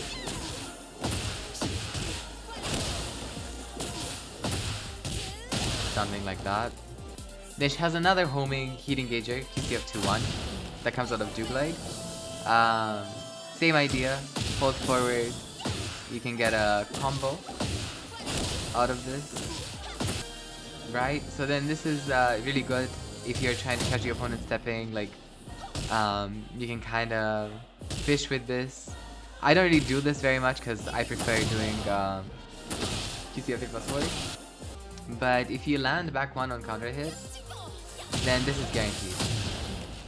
So make sure that you confirm your back 1 into this to go into heat and then, you know, do the shenanigans that way. And if you counter hit this as well, this is guaranteed as well. And if you land 4-4-3, then this is guaranteed and she goes into heat. So sometimes you can kind of like snipe in as a whiff punish, or as a way to like get into your opponent and do 4-4-3 into QCF 2-1. This is sometimes pretty strong. And you know, if you land 4-4-3 on block, then you can just like cancel it, or you can just like stop after the QCF2 because they're both safe. The beauty of QCF 2-1 is that you have a few different options to go into it. So like, say you counter hit the opponent in heat, like this, then she automatically can get a combo from this if you confirm. So this is, you know, very, very strong. And then on stages with walls, she can kind of get to the wall like really easily with the heat dashes, the combos. I always forget about this unless I'm like trying to set it up and get the heat engager. So 5-0 Rabbit 2, you know, works pretty much the same as all the other ones. You know, heat engager, and then on block it's +5. That's pretty like universal. And then yeah, if you land this move in heat, then you know, dash forward, get a combo. Same idea as the other ones. She's quite fortunate having so many heat dash launchers. She only has one that doesn't launch, which is back turn 1-4, this thing. But it's the fastest one that she has, 8 frames from back turn. There's a few ways where you can kind of guarantee this. So after Root of Evil, you know, she's +10 here. If the opponent like backdashes, sidesteps, or presses into you here, then you can get back turn 1-4 on them. Or if it's on counter hit, this is guaranteed. And then that's quite a bit of damage and +17. Tip range up forward 4. Okay, but nobody's doing that. Can do that as well, yes. The tip range upward upward 4 back. I don't know. I wouldn't rely on this as a way to get the back turn heat engager off, but I guess you can try. I've seen Kalak do this sometimes, like just play around with this move and then go into back turn, even like on block sometimes, because people are scared of the extension, or like they're not stepping it, or they're hesitating, because you know, if you get this the first one If you get the first hit off for this one, then the second one is guaranteed. And that's a bit of damage. And then obviously if they press into it, then you get something like that, which is a lot of damage. Yeah, so you can set it up from Root of Evil, you know, going into this on counter hit. Or if you counter hit them with back 2-1. Ooh. This is +9. So she doesn't get anything from Dewglide, but she gets this instead. Which can be quite powerful. If you're like pressuring them with back 2-1 and the first one whiffs and you know they press into the second one, this can be quite interesting. Or if you delay it and they start pressing into it, then you can get the heat engager off if it counter hits. Sometimes after Size Up 4 as well, it's really important to be throwing it out because Size Up 4 is only -2 on block and you can make it -1 as well if I get the range right. Okay, maybe -1 like that. So at this position at -1, you know, if the opponent starts smashing, then your back turn jabs will beat them, even if they do a jab of their own. At -2, you will trade with their jabs, but if they're too slow with their jabs, then you beat them. So it's important to throw this out at some point to stop them from mashing into your back turn. It's just as important as like throwing out the Power Crush or throwing out back turn down 2 or back turn 3-4. Just making sure that you mix up your options and you discourage them from pressing so that, you know, you can actually throw out a back turn down 2 and chip them down later. Yeah, so if you're already in heat and you do back turn 1-4, hold forward, she only gets a QC of 3 on the ground. That's all she gets. Like that.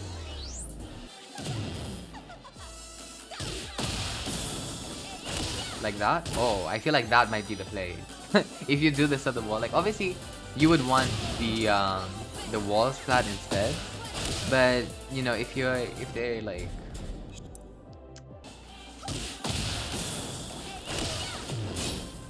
okay, so then you're at +6 here. And if they don't know, you know, you do like a 1+2 or a down forward 4-4. Oh, okay, maybe if they roll this way, then it whips. Okay, sure. That's quite concerning. Okay, maybe don't do this then. But you can do the wall standing 3. And then set up the Feisty Rabbit. I don't think they're able to get up kick there.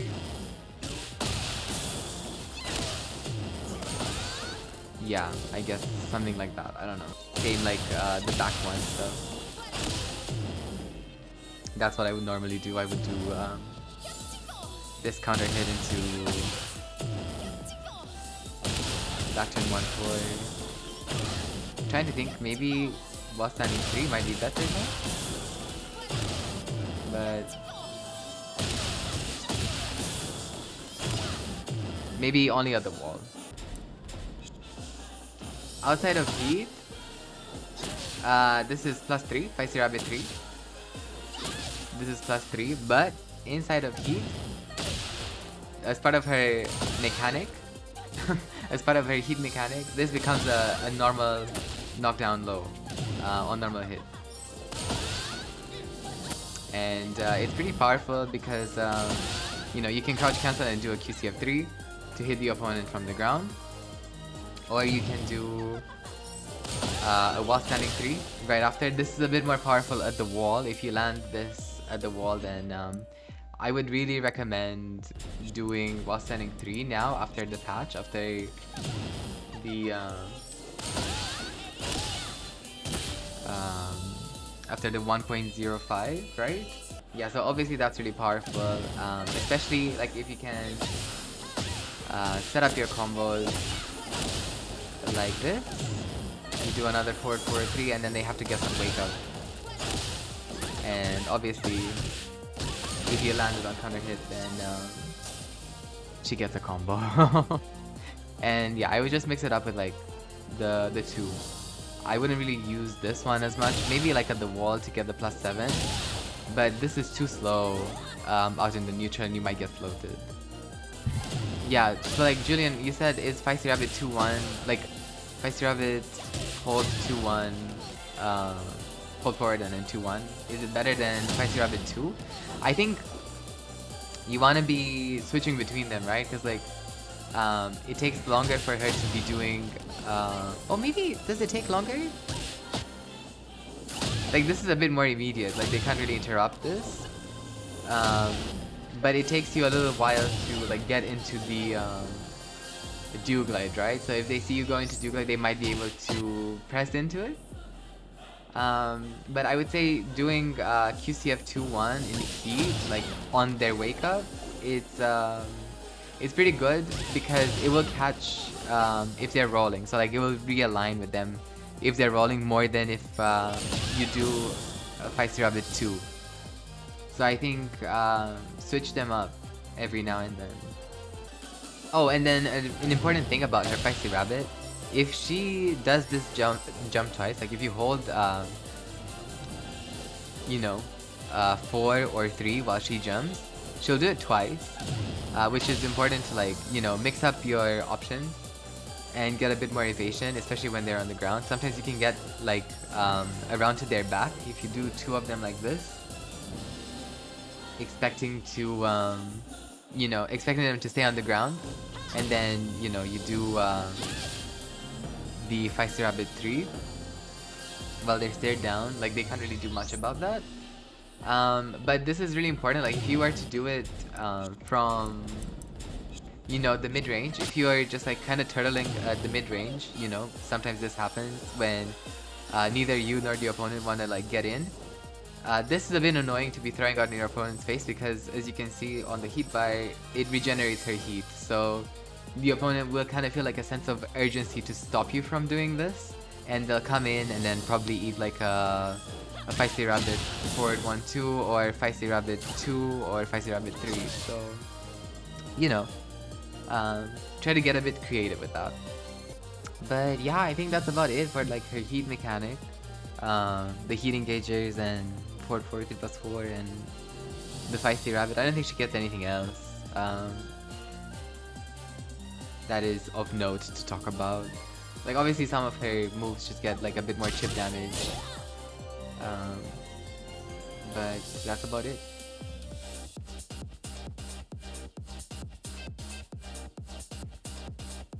Alright, okay. So, okay, let's talk about some of Lili's key moves. I guess say hi to YouTube, right? Everyone say hi to YouTube. Hi YouTube people, like and subscribe. Oh my god, like and subscribe? That's crazy. Comment as well for the algorithm, guys. This gets reviewed. Then when this gets released, please, like, comment, subscribe, everything. Help the algorithm find me. Okay, let's talk about Lili's pressure moves. Let's talk about some mids first. Let's talk about down forward 3. Down forward 3 is like one of my favorite pressure moves ever to be created in this game. Down forward 3 is so strong. It's a, you know, mid counter hit launcher that forces the opponent into crouch, and it is +3 on block for you, for Lili. So like this move goes crazy. As a pressure tool, this move goes crazy. The only problem with it is that it gets stepped quite a bit. So the times that you want to throw it out, you have to be kind of like dashing and realigning with the opponent, or like stepping and realigning with the opponent, so that you make sure it doesn't whiff. Because even at +3, if I made Heihachi, if I made freaking Kazuya sidewalk, I think it's not to the left, is it? It's the other one. It's to the right. Oops. If I made him sidewalk, even at +3, like this thing won't track. But yeah, so okay, down forward 3, super strong tool. You know, like if you wait a little bit for her to realign, then you know you will be able to catch them. But you can also dash and realign like that, or like step and realign, I think. And you need to have the conviction, I would say, to like try to intimidate the opponent at least with this move. Because +3 and forcing them into crouch is no joke. At this point, like I always say, like your options are pretty much limitless, but the opponent, they're kind of confined to like while standing moves and down jabs. Like down jabs will be their fastest option after down forward 3, but you know, your 13 frame moves like down forward 4, it will trade with a down jab. So it's not really a full-on solution for this. It's more like a band-aid if they want to stop you from like doing down forward 3 into down forward 4, which is kind of like a pseudo frame trap. Like obviously they'll be able to trade with you with the down jab, but you're still at really good advantage after, even if you trade. And then if you do end up trading, I recommend using like a 3-1. You can't step down forward 4. Well, some characters can. So like Lili, Alisa, and Zafina, I think sometimes they can kind of step it. If you're on P2, it's harder. So like if Lili is on P2 and she's doing down forward 3 into down forward 4, then it's a bit like really hard to step. But if she's on P1, it's easier for the opponent to step down forward 4. Benny Goat, hello. Tips for moving past Kishin Raijin as king? As king? But the cool thing about down forward 3 is that if you space it out really nicely, it can be +5 or +4. In which case, down forward 4 beats the down jab all the time. Then, you know, down forward 4 should reach, not correctly, but like if you are a bit more risky with it and like throw it out at tip range as more of like a defensive move, there's opportunities for you to like just be counter hitting the opponent or landing it on block where it is +5 and the down forward 4 frame trap is a lot more dangerous. So like QCFD +4 is like a super strong pressure tool and it tracks pretty well. I like to do it out of like a micro side step all the time. Like not all the time, but like most of the time when I do this in ranked, when people see me use this, I'll do it like after a down forward 1 into QCFD +4 like this, or forward 3 into like QCFD +4. Just something super safe. Even like sidestep 1+2 into sidestep QCFD +4, because the sidestep that you do into QCFD +4, it kind of gives it a bit more evasion, and that holds true with a lot of her other moves. So like if you were to sidestep into 3+4 or sidestep into Matterhorn, they would both have more evasion than if you were to just do them randomly like in the opponent's face. If I want to track somebody like out of Dewglide, then I'll be doing this.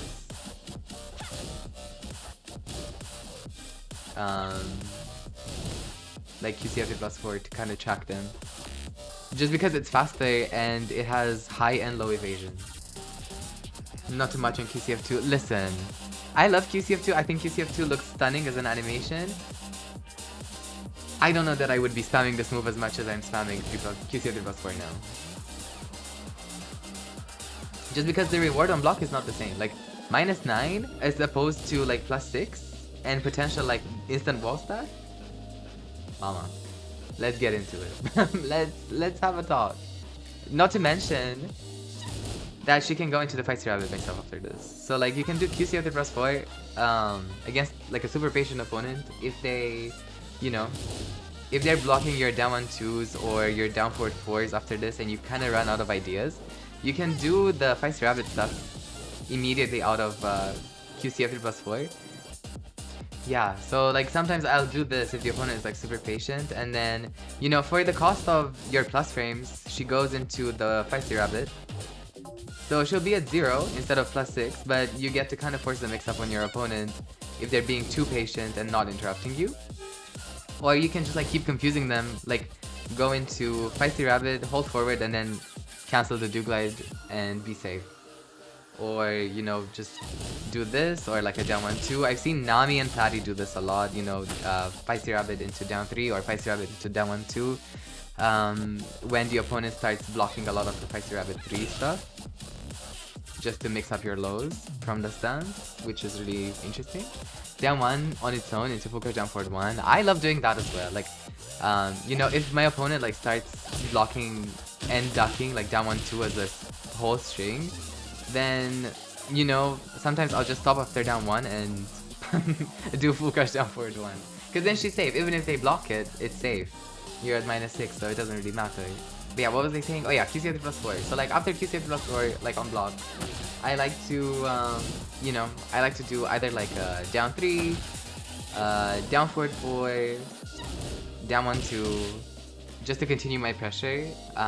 Down forward 4 is like a mid check. It's very, very strong mid check. Even at +3 or like +6, it's even stronger. So that would be like my mid of choice here. Sometimes I'll throw out like a down forward 1 instead. If I really want to like keep stepping afterwards and continue my pressure. Like if I know they're not moving, then obviously sometimes I'll go for down forward 1 instead of down forward 4. Just so I can continue my pressure afterwards, because it's more ambiguous to be at -1 than at -8. At -8, the opponent knows like your only option to like kind of regain pressure is to finish it, or just like, you know, hope that they don't mash into you. Yeah, you want to kind of like mix them up a little bit, especially because down forward 1 at +6, it kind of tracks a bit more than at +3, as if you were to do it from like down forward 1. Like in a Lili mirror, I would never do down forward 3 into down forward 1 because sidestep Matterhorn exists, so you kind of die for doing a down forward 1 there. The amount of times like I've sidestep Matterhorned, or I've been sidestep Matterhorned by another Lili player for attempting to throw out a down forward 1 is crazy.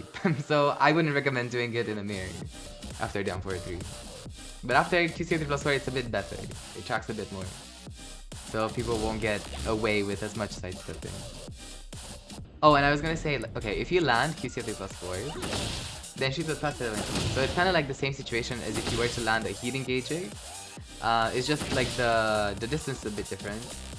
But most of the time, like if I landed, then I'll do down forward 3. Because there's nothing to lose really. The down forward 3 just fully tracks in this position, and then you get to keep them in the pressure loop by getting plus frames again. And if they, you know, God forbid they mash into the down forward 3, then they get launched. So you have nothing to lose by throwing this off. And then, you know, if they keep blocking mid, then down 3 or down 1-2, they're your best friends in this situation.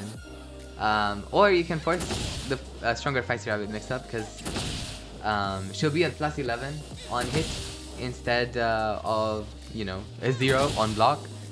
So since both Feisty Rabbit 2 and Feisty Rabbit 3 are 20 frames, then it kind of becomes a bit of a frame trap no matter what she does. Like obviously hop kicks will beat the low and power crushes will beat the mid. But there's not a single option that beats both. So it is a bit of a mix-up. Do you go into back turn much from your pressure? Yeah, I do. So like from down 1-2, if I'm not stopping at, you know, down 1 and doing full crush down forward 1, you can do down 1 into back, or forward 4 into back like this. Or sometimes from Feisty Rabbit, so like you can do in Dewglide, you can do, let's say you do back to 1, and then you know you do QCF 1 to hold back. You can go into back turn like that. But you can see like she's -14 here. So like if the opponent knows that this is punishable, you die. How good is down forward 3+4 to you? I like down forward 3+4 a lot. So like this, ooh, okay, down forward 3+4, I like throwing it out from China, you know, to kind of catch the opponent. If I think, you know, that I can reach them and they're not stepping very much, then,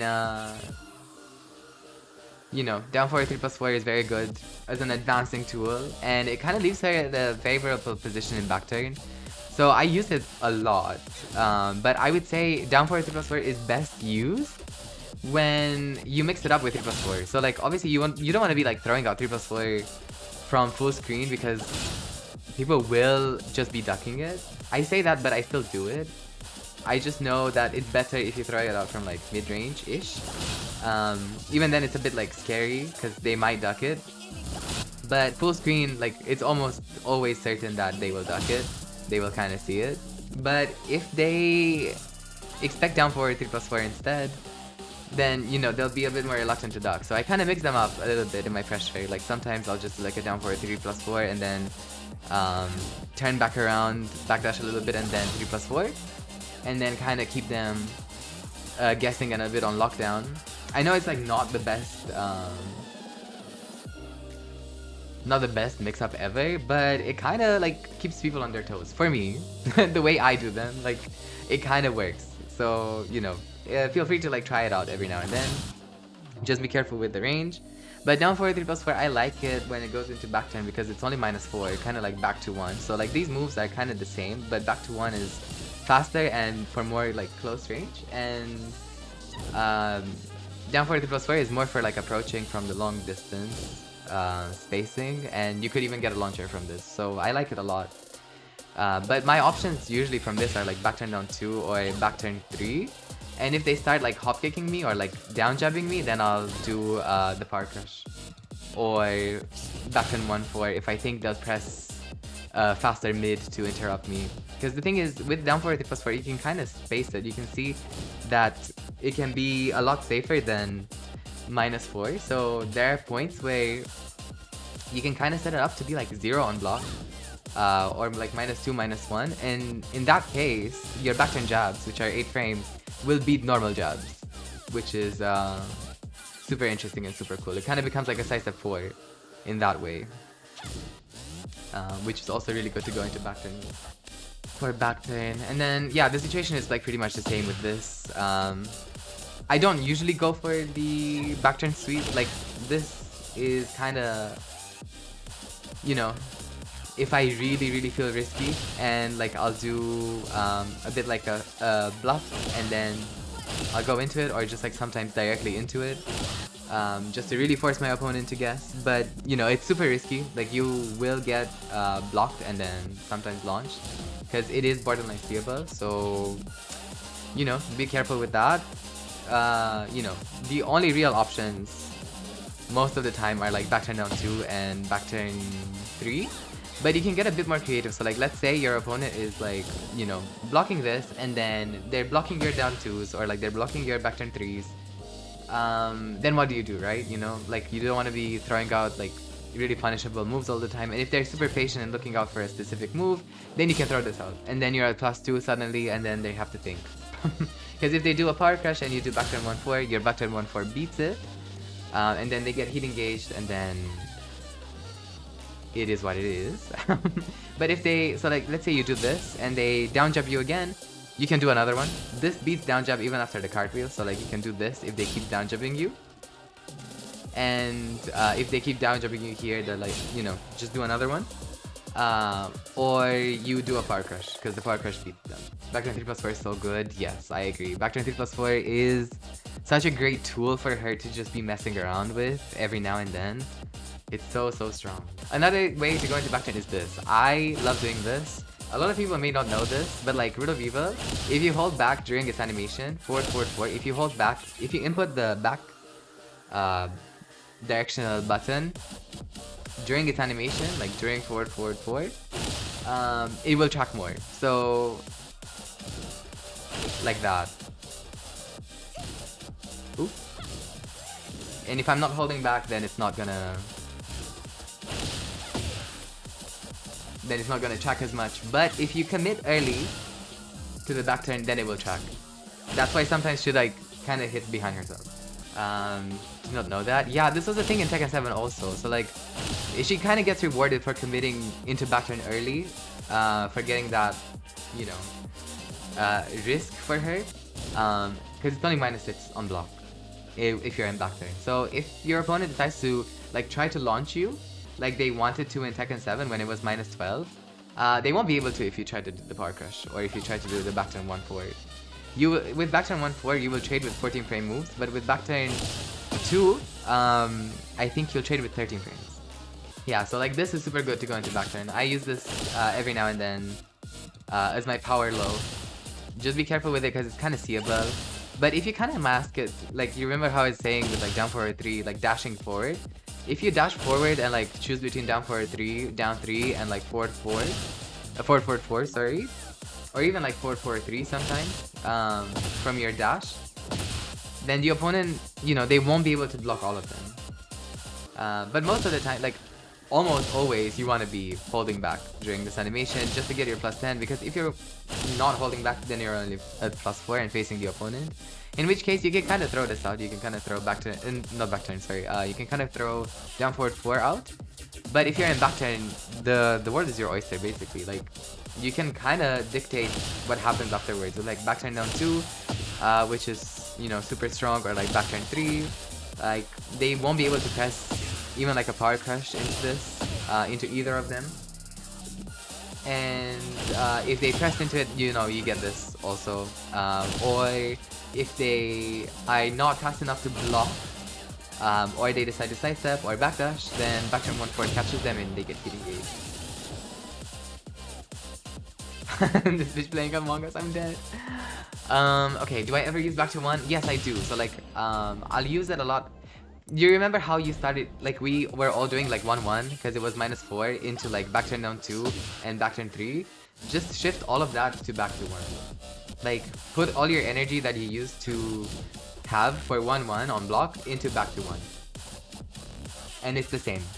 You would use it the same way. It's just 3 frames slower, has a little bit of a worse hitbox, but the idea is that you can either go into back turn or a Dewglide. And you can delay it to, yes you can. And on hit, it's more rewarding than 1-1 because it's +7 and 1-1 is only +4. So yes, I think there's a lot of merit in using back to 1 as like a thing to transition into back turn because the situation is a lot more ambiguous than with 1-1. Back 1 for pressure, how could I forget? Like back 1 is insane.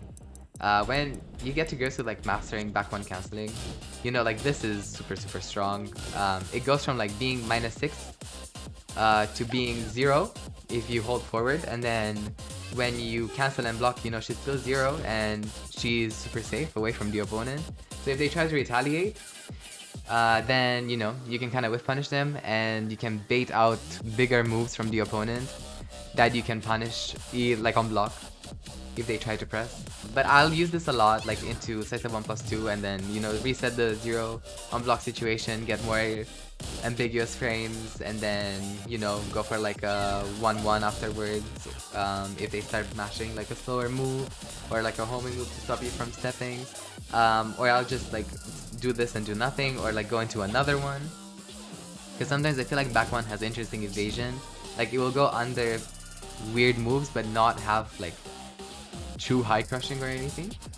If you want to cancel it, like I'll recommend doing like down 1-2 afterwards because it high crushes, so you'll beat the jabs that opponents might throw your way. You can also cancel into like 1-1-3, and if you see that it counter hits, then you know, you can finish the string. Or you can get pressured like by going into back turn on hit. Or you can go into like the Dewglide options like this, you know, as we spoke about it earlier. QCFT +4 is super strong, +6 on block. She also has a power crush from this, so like if you see them start mashing heavily, then this is your best friend. And if back 1 counter hits, then she gets the heating gager, QCF 2-1, and you know, you get more pressure that way. And QCF 2-1, I guess it's good like if, you know, they're blocking and then stepping after back 1, because if they're blocking and stepping after back 1, then it's not really that good. Like the QCF +4, it will whiff to one side. Let me see. You see, like this will whiff like that, and then you're at -9, but this will track. And I think to the other side, it will just completely miss. Or maybe not. It's like, it would be similar, but, you know, this is like your homing move from that. -11 for Angel Heart is crazy. Honestly, yeah, it's kind of safe to throw out the power crush, like the QCF 1+2. -11 for a wall starting power crush, it's no joke. And then what else does she have here? You can do a throw. I like doing this a lot sometimes, like every now and then. If my opponent is being like super patient, you can go forward and then up forward to cancel into the throw. Because any move with like an up input, it will cancel Dewglide. So like you can do this out of Dewglide, you can do this out of Dewglide, the hop kick out of Dewglide, up back 1 out of Dewglide, which is now like up 1 as well, or like up forward 1 as well. And then down 3. Down 3 is like a super strong like chip move. I would use this, you know, like out of step a lot. I'll be stepping, like I'll do one and then step and then do another one, chip the opponent down. I'll be doing one from like kind of far away to try to get in and, you know, just really frustrate the opponent. Yeah, this used to do more damage. RIP the 3 damage that she lost in the recent patch, but it's still pretty strong. I would say it's pretty spammable still. And you can kind of throw it out for quite far. And +1, you know, like it's not amazing. It can be +2 as well, depending on the range and like the axis. But +1 is like good if you want to go for like 1-1 after and they go for a jab of their own. But like I use it mostly to step afterwards or like down forward 4 every now and then. But because you have to be prepared. Like, people will be power crushing after this, or doing some crazy stuff like down jumping, everything. They will be disrespecting this move a lot. So you want to be using fast moves if you are pressing after down 3, or you want to be using defensive counter hit launchers like down back 3 or up 4, or you want to be stepping and, you know, just doing another move of your own choice. But it's really good to chip the opponent down, and I would use this a lot after plus frame. So like after QCF 3 plus 4, or like down 3 if they try to step. It's a good chip. What are the frames on counter hit down 3? Plus 5. I would say a flowchart of mine has just been down 3 on counter hit into down 1 2. Don't do this. A lot of people will be ducking and parrying after this counter hit for some reason, for some crazy reason. They will be parrying and ducking, even though they're -5 and in crouch. So do something else, like down forward 4 even, or like down forward 3, or maybe forward 3 if they start stepping. Forward 1 plus 2 up, they're down. See, yes and no. I have a feeling forward 1 plus 2 is just gonna get stepped. Oh, maybe not. Hold on. Can they sidewalk to the right? Yes, they can sidewalk you to the right. So it's not always good to be throwing out forward 1 plus 2. I don't love this move at all. I would rather just use down forward 4. Because realistically is the same kind of damage as if you were to use this thing. 38 damage as compared to 35 and more tracking. Of course I'm taking the 35 damage and more tracking. I missed it. Who was it that asked for about Dewglide Cancel? Oh, a coconut. Okay, yes. Can you explain in detail how to do the Dewglide Cancel? I have been trying for like 3 days now and I just can't get it right. So, the way I practice Dewglide Cancels, I use this combo. And I give this combo to everyone that I'm like helping, coaching. You can book coaching sessions with me. You know, I offer coaching on Metafy, so if anything that I've said is a bit unclear, or like you need more like focused help on like specific areas of your gameplay that we can improve together, then feel free to check out my Metafy and we'll work on that together. I would be really grateful if you checked it out. Thank you! Oh yeah, so the combo that I do for background cancel, like this is the combo that I practiced when I was learning background cancel. I was doing Matterhorn up 3-3, cancel into a 1 jab. And this is how you practice your timing. This is how I practice my timing. You just need to make sure, like, the rules are pretty easy with like background canceling. You need to make sure that your inputs are not muddled. So like, you never want to be holding up or making it like an up forward input or something else when you cancel into a proper move, because that's gonna mess up like with the Dewglide stuff, and you might get, you know, like QCF1 or like up 1 or something. Like, you don't want to be doing all that. To cancel the Dewglide, simply hold forward to go into it and then tap up. You can kind of see it in my command history that I'm just tapping up and then releasing and then doing the move that I want.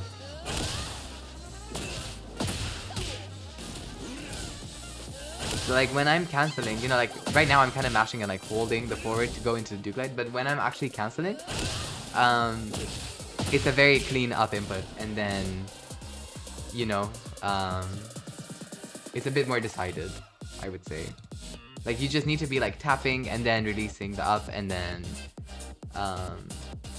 you know, once you are able to get the jab in, the jab of your choice, I recommend going with 1 because then you'll be able to go like back 1 cancel afterwards, like pretty easy if you have the muscle memory for the 1, rather than if you were to have it for the 2 or something. And I hope this helps. Alright, I think that wraps up the Lili guide. I think that's pretty much it. I think we've covered most of the bases. The one thing maybe that I missed, like editing this in like hindsight, was maybe like her heat smashes, but I don't know that I would rely on the, just like a quick side note, I guess, I wouldn't rely on the neutral heat smash as much as I would rely on the backturn heat smash. I think the backturn heat smash is far superior, a lot faster as well, 16 frames as opposed to 23 frames. But I would use the front-facing heat smash. I would use it maybe like on wake up as the opponent wakes up or whatever, or like after forward 3+4. I think I mentioned that earlier in the guide. But try to set up the backturn heat smash whenever you can. It's very, very powerful, especially at the wall after a wall combo. Power of hindsight. Power of editing. Thank you all for watching. Again, thank you. This really means a lot that you stuck around and like watched this. I hope you found this super useful. I wanted to make sure that the guide was pretty much like a bible, like everything that you could possibly need in one video from like punishment. You know, even Dewglide Cancels I've mentioned, pressure moves, heat moves, wall combos. I think everything is just very nicely wrapped up in this I was gonna say a little video, but it's like 2 hours long, so I don't know. But I really hope this was useful, and if you have any questions, feel free to put them in the comments. And if you need any sort of like one-on-one advice, I'm available for coaching on Metafy. So feel free to check that out as well. The link will be in the description. Thank you. I love you, and thank you again. Bye.